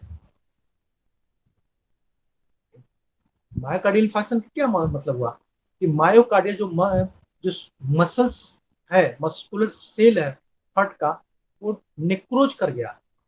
तो जिस प्रोसेस से नेक्रोज किया वो इट इज इन्फार्क्शन। और कई बार आप जहां भी पढ़ेंगे इन्फार्क्शन, मायोकार्डियल इन्फार्क्शन का कवरेज आपको पहले ही लाइन मिलेगा, इस्चेमिया। इस्चेमिया माने लोकली वहां पर ब्लड सर्कुलेशन कम है। चाहे कॉर्नरी आर्टरी में थ्रोम्बोसिस है, कॉर्नरी आर्टरी में इम्बोलिज्म हो, या कॉर्नरी आर्टरी नैरो हो गया। कारण जब भी इसके पीछे नेक्रो इन्फेक्शन के पीछे कारण अगर खोजेंगे तो आपको सर्कुलेशन का प्रॉब्लम सामने आएगा। और सर्कुलेशन वहां पे इनसफिशिएंट, जितना रिक्वायरमेंट है टिश्यूज के लिए, और खासकर ऑक्सीजन, न्यूट्रिशन थोड़ा कम भी जाएगा तो चलता है, लेकिन ऑक्सीजन का कमी जैसे ही होगा तो तुरंत सेल नेक्रोसिस स्टेज में जाना शुरू कर देगा।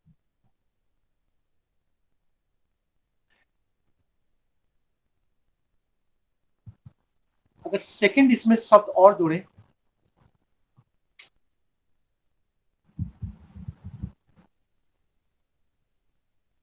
Deficiency of arterial blood. देखिए, आर्ट्रियल ही ब्लड है, आर्टरी ही है जो वहां पर ऑक्सीजन और न्यूट्रिशन ले जाएगा। वेन्स तो कार्बन डाइऑक्साइड और वेस्ट प्रोडक्ट वहां से रिमूव करेगा। तो सर्कुलेशन वेसल्स में कम गया, लेकिन कहाँ कम गया? तो आर्टियल सर्कुलेशन, जो आर्टरी है उसमें ब्लड सप्लाई या सर्कुलेशन कम गया, और रिजल्टिंग के रूप में टिश्यूज को ऑक्सीजन एंड न्यूट्रिशन का डेफिशिएंसी हो गई। रिजल्टिंग, थोड़ी देर के बाद सेल सब एक एक करके डाई करना शुरू करेगा, मतलब नेक्रोस होना शुरू कर जाएगा।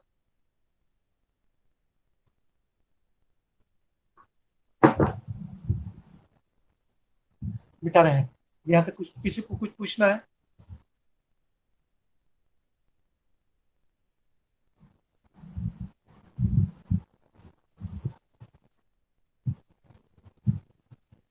कुछ पूछना है यहाँ तक? जो नहीं समझ में आया।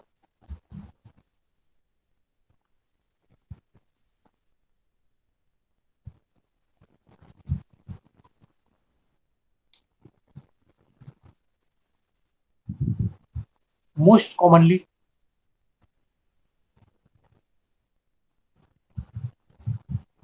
सडन ऑनसेट, सडन मने अचानक से, ऑनसेट मने हो गया एकदम तुरंत का तुरंत हो गया। कंप्लीट, कंप्लीट मने पूर्णता, तीनों सबको जोड़ रहे हैं। सडन ऑनसेट, कंप्लीट, ऑक्लूजन्स, ऑक्लूजन्स का मतलब होता है जमाव। जैसे ये ब्लड वेसल्स है, ये सब कुछ सही है, नॉर्मली चल रहा है, कहीं कोई प्रॉब्लम नहीं है, और कहीं से यहाँ पे अचानक से थ्रोम्बोसिस का या इम्बोलिज्म का डेवलपमेंट हो गया, इसको ब्लॉक कर दिया यहाँ पे। तो ब्लड इस तरफ से आ रहा था और इस तरफ से निकल रहा था। तो यहाँ पे जैसे ही ऑक्लूजन, ऑक्लूजन मैंने जमाव हो गया, कब हो सकता है? ज्यादातर थ्रोम्बोसिस या फिर इम्बोलिज्म, ये दोनों केसेज में हो सकता है। यही मोस्ट कॉमनली काउजेज है इंफ्रैक्शंस का। सब बात को एक एक करके जोड़ लीजिए। Infraction is the process from which tissue goes into necrosis. ये डेफिनेशन हो गया। कारण इसके पीछे सर्कुलेशन इंपेयरमेंट, माने इनसफिशिएंट सर्कुलेशन लोकल एरिया में। क्यों? तो सडन ऑनसेट कंप्लीट ऑक्लूजन, माने अभी सब कुछ सही था, अचानक वहां से ब्लड सर्कुलेशन होना, पार होना बंद हो गया। किस में? अगर वेन में, तो वेन तो ब्लड सप्लाई टिश्यू को देता ही नहीं है, वो तो रिटर्न करके ले आता है, हार्ट में ड्रेन करता है। लेकिन आर्टरी जो जा रहा है ना, वही उसका ब्रांचेज एंड रिब्रांचेज होकर कैपिलरी के रूप में हर एक सेल तक न्यूट्रिशन एंड ऑक्सीजन को पहुंचाता है। तो आर्टरी में अगर थ्रोम्बोसिस या इम्बोलिज्म हो गया, या उसके किसी ब्रांचेज में हो गया, तो जहां तक उस ब्रांचेज में, जहां तक उसका सप्लाई था, जिस जिस पार्ट में सप्लाई दे सकता था, वहां सारा इंफ्रैक्शन का प्रोसेस में चला गया, वहां एक एक करके सेल नेक्रोज होना शुरू होता।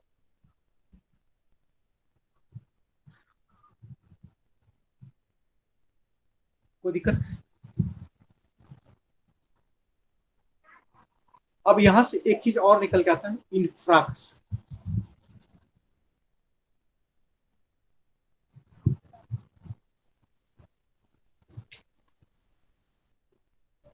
इंफ्रैक्शन से निकाल के लाते हैं इंफ्राक्स। इंफ्राक्स क्या है?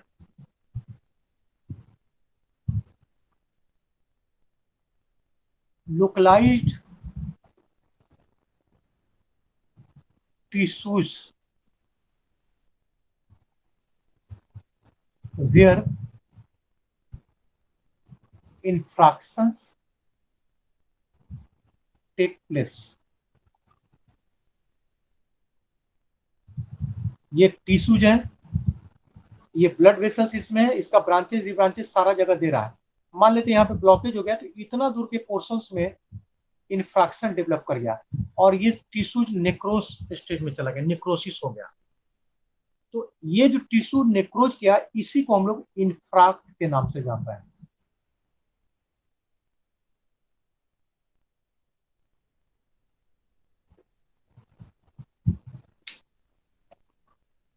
यहाँ पे ऑक्लूजन हो गया, जिसकी वजह से ये सेल डेथ कर गया, टिश्यू डेथ किया। जो टिश्यू डेथ कर गया, इसी को हम लोग इंफ्राक्स के नाम से जानते हैं। तो इंफ्रैक्शन जिस जगह पे हुआ, उस लोकल एरिया को इंफ्रैक्स के नाम से जानते हैं। अब आ जाते हैं टाइप ऑफ इंफ्रैक्स। कितने तरह का इंफ्रैक्स हम लोग देखते हैं कॉमनली?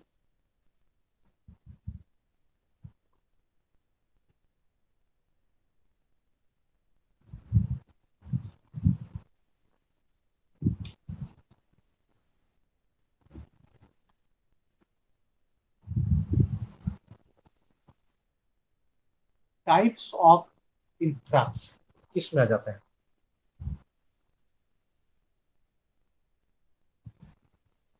पहला,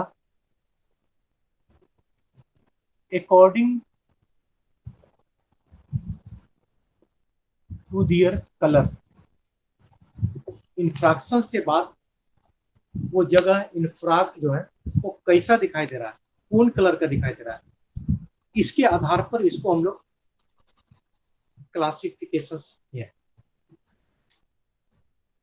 पहला पेल,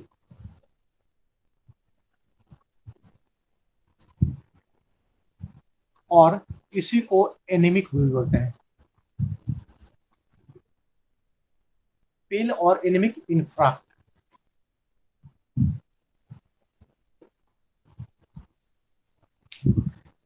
अगर इसकी बात करें तो जो इंफ्राक्ट प्लेस था, ये सरफेस एरिया है, ये यहाँ पे इंफ्रैक्शन हुआ, मतलब ये इंफ्राक्ट है, ये पेल कलर का हो गया। पेल कलर का मतलब होता है दूध में, एक गिलास दूध में एक चुटकी हल्दी मिला देने के बाद, उसको घोल देने के बाद जो कलर निकल के आता है उसी को हम लोग पेल कलर बोलते हैं, एकदम लाइट येलोइश कलर।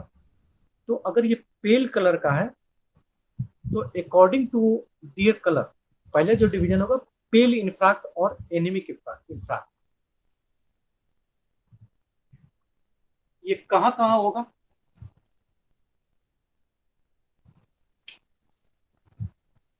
काउच की बात करें,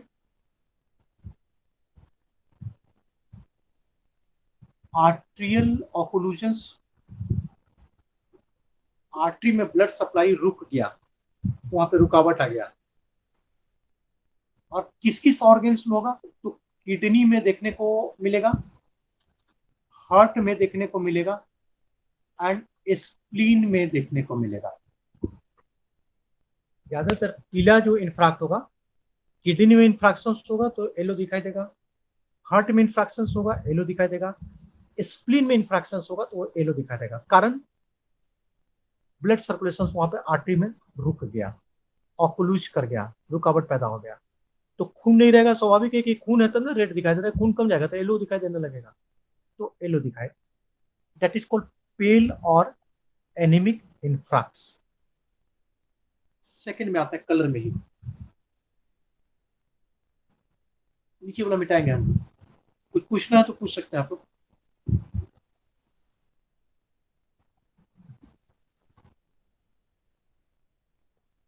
सर ये हाँ नहीं पूछिए, समझे। कोई बात नहीं। ये वाला जैसे इंफ्राक्ट का यस मतलब, सर। जैसे ये पहले ये समझ लीजिए, जैसे बताएं, ये टिश्यू सरफेस है कहीं पर, छोड़िए हार्ट ही बना देते हैं, सीधा बना देते हैं हार्ट।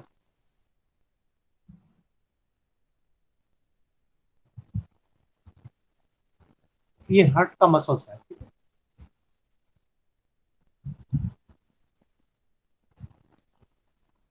ये कॉर्नरी आर्टरी है जो हार्ट को सप्लाई देता है। थोड़ा भी ये एनाटॉमी फिजियोलॉजी पढ़े होंगे तो याद कीजिएगा।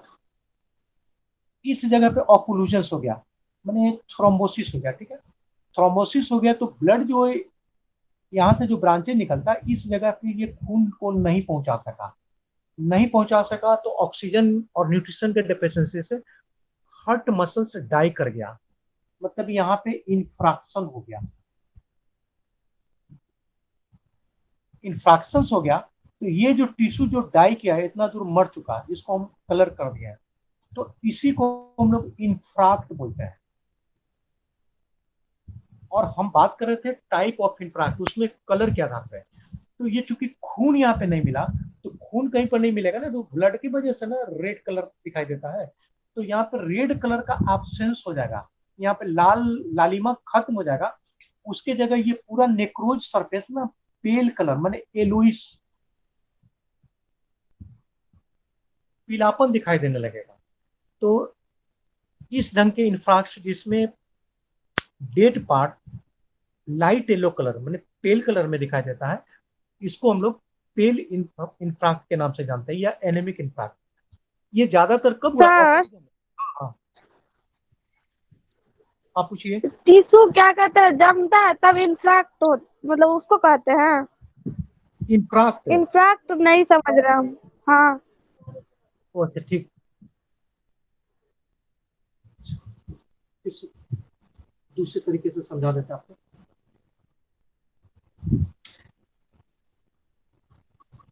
ये मान लेते हैं सेल है, एक ही सेल पे हम चलते हैं। इसको क्या क्या चाहिए? ऑक्सीजन चाहिए एंड न्यूट्रिशन चाहिए। इसको जिंदा रहने के लिए चाहिए ना, ऑक्सीजन एंड न्यूट्रिशन चाहिए। इसको कौन दे रहा है? ब्लड वेसल दे रहा है। ब्लड वेसल्स कैपिलरी इसके चारों तरफ ऐसे करके सप्लाई देगी और वेन्यूल से कलेक्ट करेगी। तो मान लेते हैं ये कैपिलरी है। कैपिलरी किसका ब्रांच है? आर्टरी का ब्रांच है। और ये वेन्यूल है, माने वेन का स्मॉलेस्ट ब्रांच। तो capillary oxygen and nutrition blood के रूप में ब्लड के साथ लेकर आया और यहां से ये सेल को दे दिया। कौन क्या दे दिया? Oxygen and nutrition. सेल अपने जिंदा रहने के लिए ऑक्सीजन एंड न्यूट्रिशन ले लिया और वेस्ट प्रोडक्ट में जो कार्बन डाइऑक्साइड बना एंड अदर वेस्ट प्रोडक्ट, ये सब वेन्यूल सेल से निकाल लिया और निकाल के लेके फिर से वापस हार्ट में दे दिया।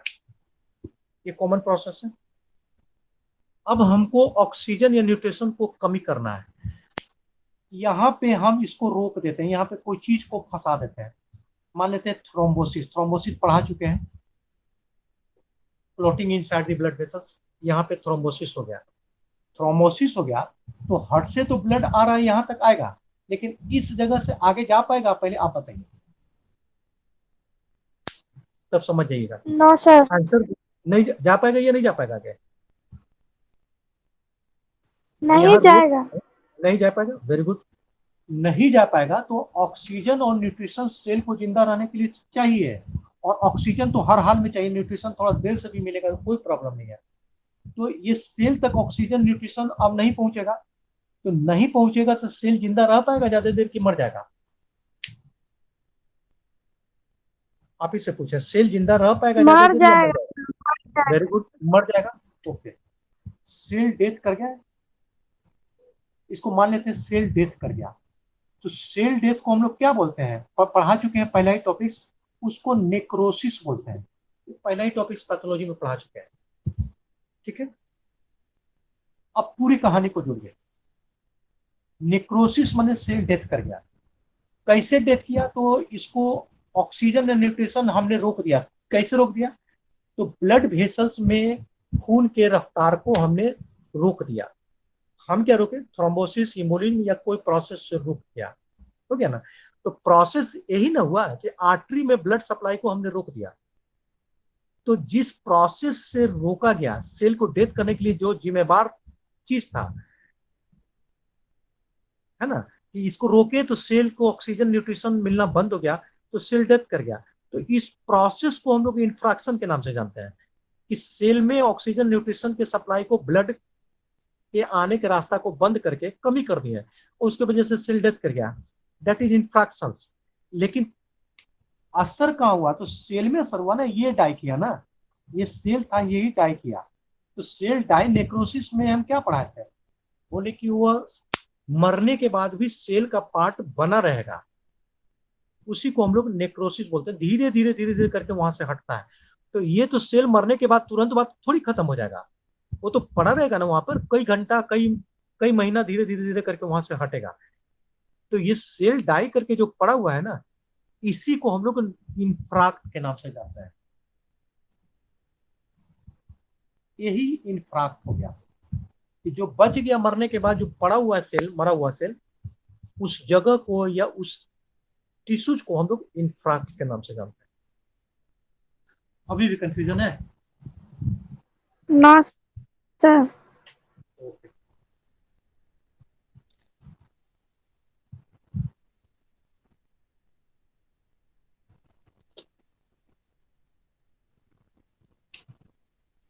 बी में आता है, कलर क्या था?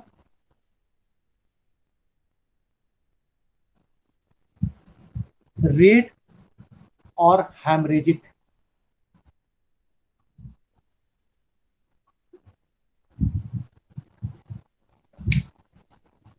जैसे ऊपर वाला पेल हो गया था, लेकिन यहाँ पे मरने के बाद वो रेड कलर में दिखाई दे देगा। ये कहाँ दिखाई देगा? तो जितने सॉफ्ट टिश्यूज हैं, मसल्स हो गया, लंग्स हो गया, ये बहुत हाईली वेस्कुलर है। और यहाँ पे जो कोगुलेशन होगा, सेल जो डेथ करेंगे कोगुलेटिंग मटेरियल, कोगुलेशन नेक्रोसिस के रूप में डेथ करेंगे। मैंने लाल थक्का यहाँ सेल जो डेथ किया है इस जगह पे इंफ्राक्ट हुआ, ये कोगुलेशन लाल थक्का के रूप में जम के खत्म हो, धीरे धीरे धीरे करके हटेगा, क्योंकि ये कोगुलेशन मटेरियल है और कोगुलेशन ब्लड के वजह से होता है, ये पूरा लाल दिखाई देगा। तो ऐसे इंफ्राक्ट को हम लोग रेड इंफ्राक्ट या हेमरेजिक इंफ्राक्ट के नाम से जानते हैं। ये जितने सॉफ्ट टिश्यूज है, लंग्स है, इसमें हमको देखने को मिलेगा, इंटेस्टाइन है, ये सब जगह रेड कलर का दिखाई देगा। ये पहला डिवीजन हुआ अकॉर्डिंग टू कलर। कलर अब दूसरा पे आता है।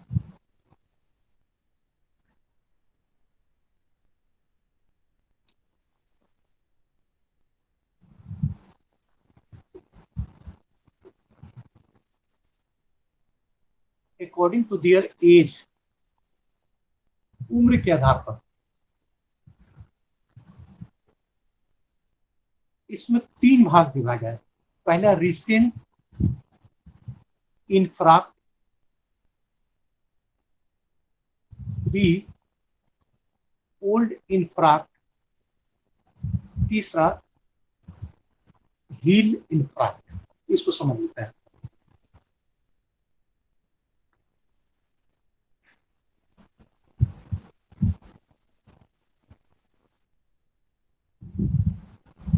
अभी कभी डेथ हुआ, सेल अभी कभी डेथ किया, तो स्वाभाविक है पीला दिखाएगा या कोगुलेटिंग मटेरियल रेड दिखाई देगा।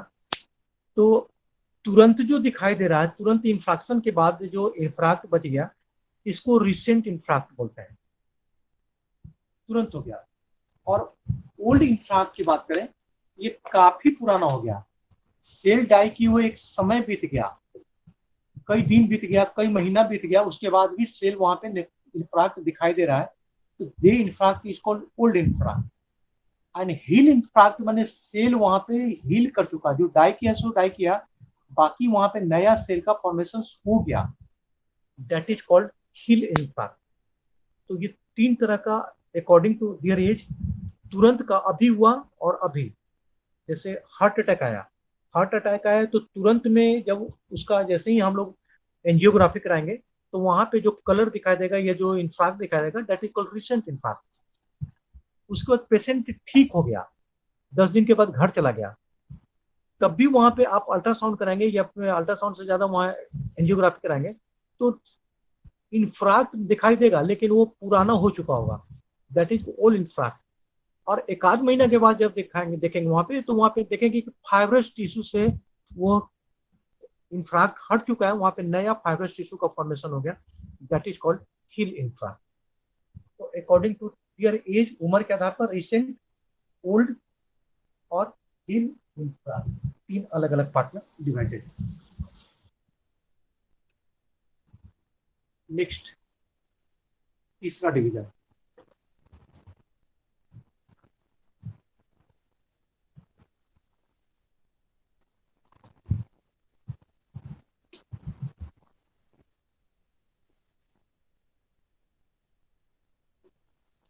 according to their according to presence of infection। इंफ्राक्ट में इन्फेक्शन हो गया या नहीं हो गया, इसके आधार पर ये फिर दो भाग में डिवाइडेड है। पहला ब्लैंड,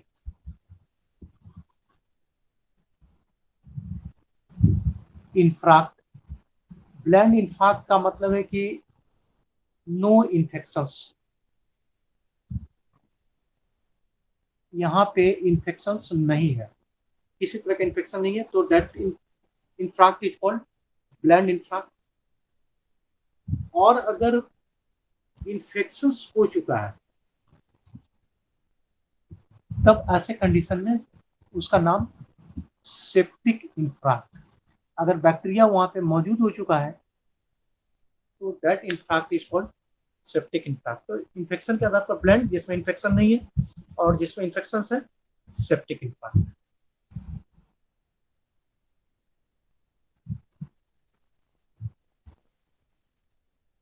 यहाँ तो जो पूछना है पूछ लीजिए।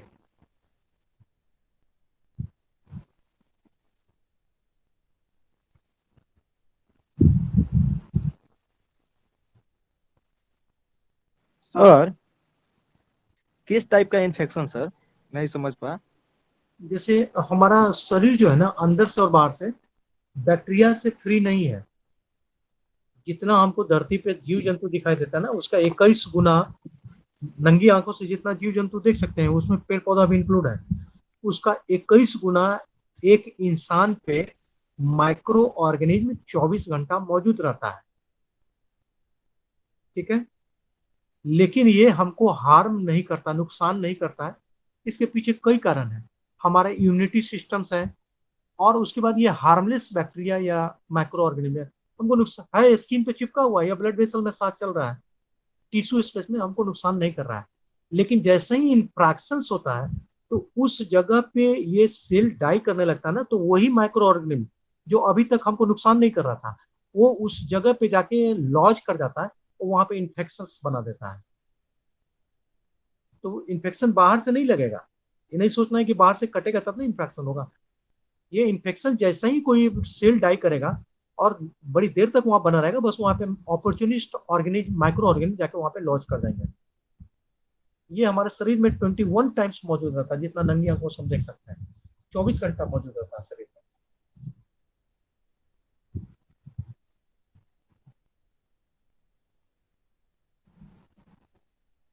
बता रहे हैं।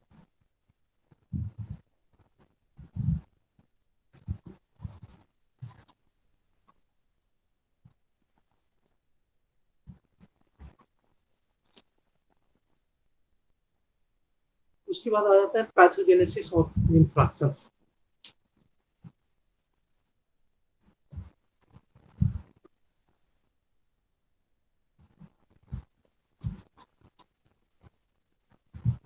क्या क्या पैथोलॉजिकल चेंज होगा वहां पे। First, localized हाइपरेमिया।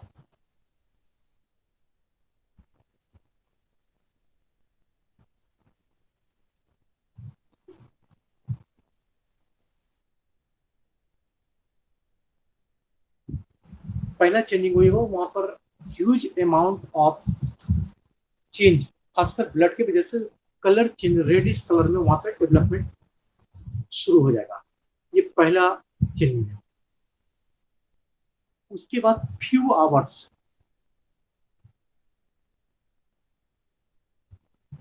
लेटर, कुछ समय के बाद स्वेलिंग हो जाएगा। करीब करीब 12 से 48 घंटा लगता है स्वेलिंग हो जाने में। उसके बाद सेलुलर डाई, धीरे धीरे सेल वहां पर एटॉप्सी अपने आप खत्म होना शुरू हो जाएगा। उसके बाद इन्फ्लामेटरी रिएक्शंस,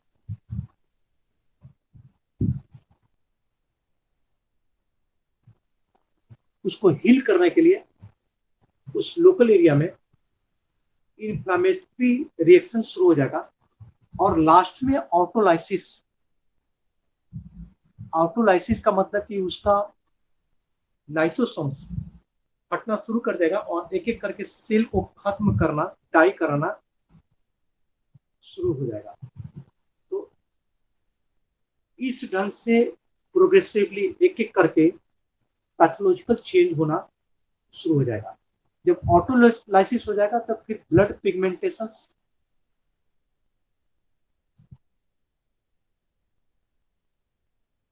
ब्लड का कलर वहां पे चेंज होना शुरू हो जाएगा।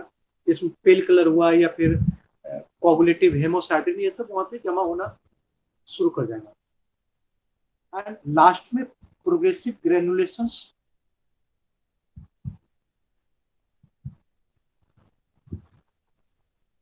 टिश्यू ग्रोथ, वहां पे नया हीलिंग टिश्यू का डेवलपमेंट शुरू हो जाएगा। पहले हाइपरेमिया, रेडिश कलर्स में कन्वर्सन्स, उसमें कुछ घंटा के बाद वहां पे सूजन, उसको सेलुलर डाइड, उसके बाद इन्फ्लामेटरी रिएक्शंस, इन्फ्लामेटरी रिएक्शंस के फिर ऑटोलाइसिस, जहां पर सर्कुलेशन नहीं मिल पाएगा वहां पर सेलुलर डाई ऑटोलाइसिस अपने आप मार के अपने आप को खत्म करने लगेगा। और उसके बाद ब्लड पिगमेंटेशन, कलर वहां पे चेंज हो जाएगा ब्लड का, और लास्ट में फॉर्मेशन ऑफ ग्रेनुलेशन टिश्यू, यानी हीलिंग का प्रोसेस फास्ट हो जाएगा। यहीं पर रोक देते हैं। बाकी जो बच गया है इसमें अभी आधा बचा हुआ है, इसको फिर नेक्स्ट जब पैथोलॉजी का क्लास होगा तो यहीं से शुरू करेंगे। Okay, thank you.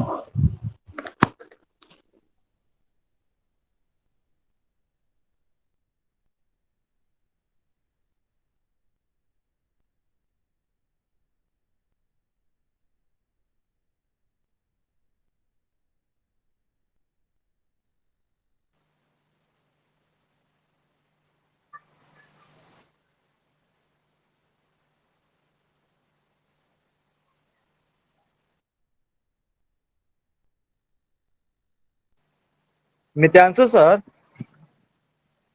Hello hello.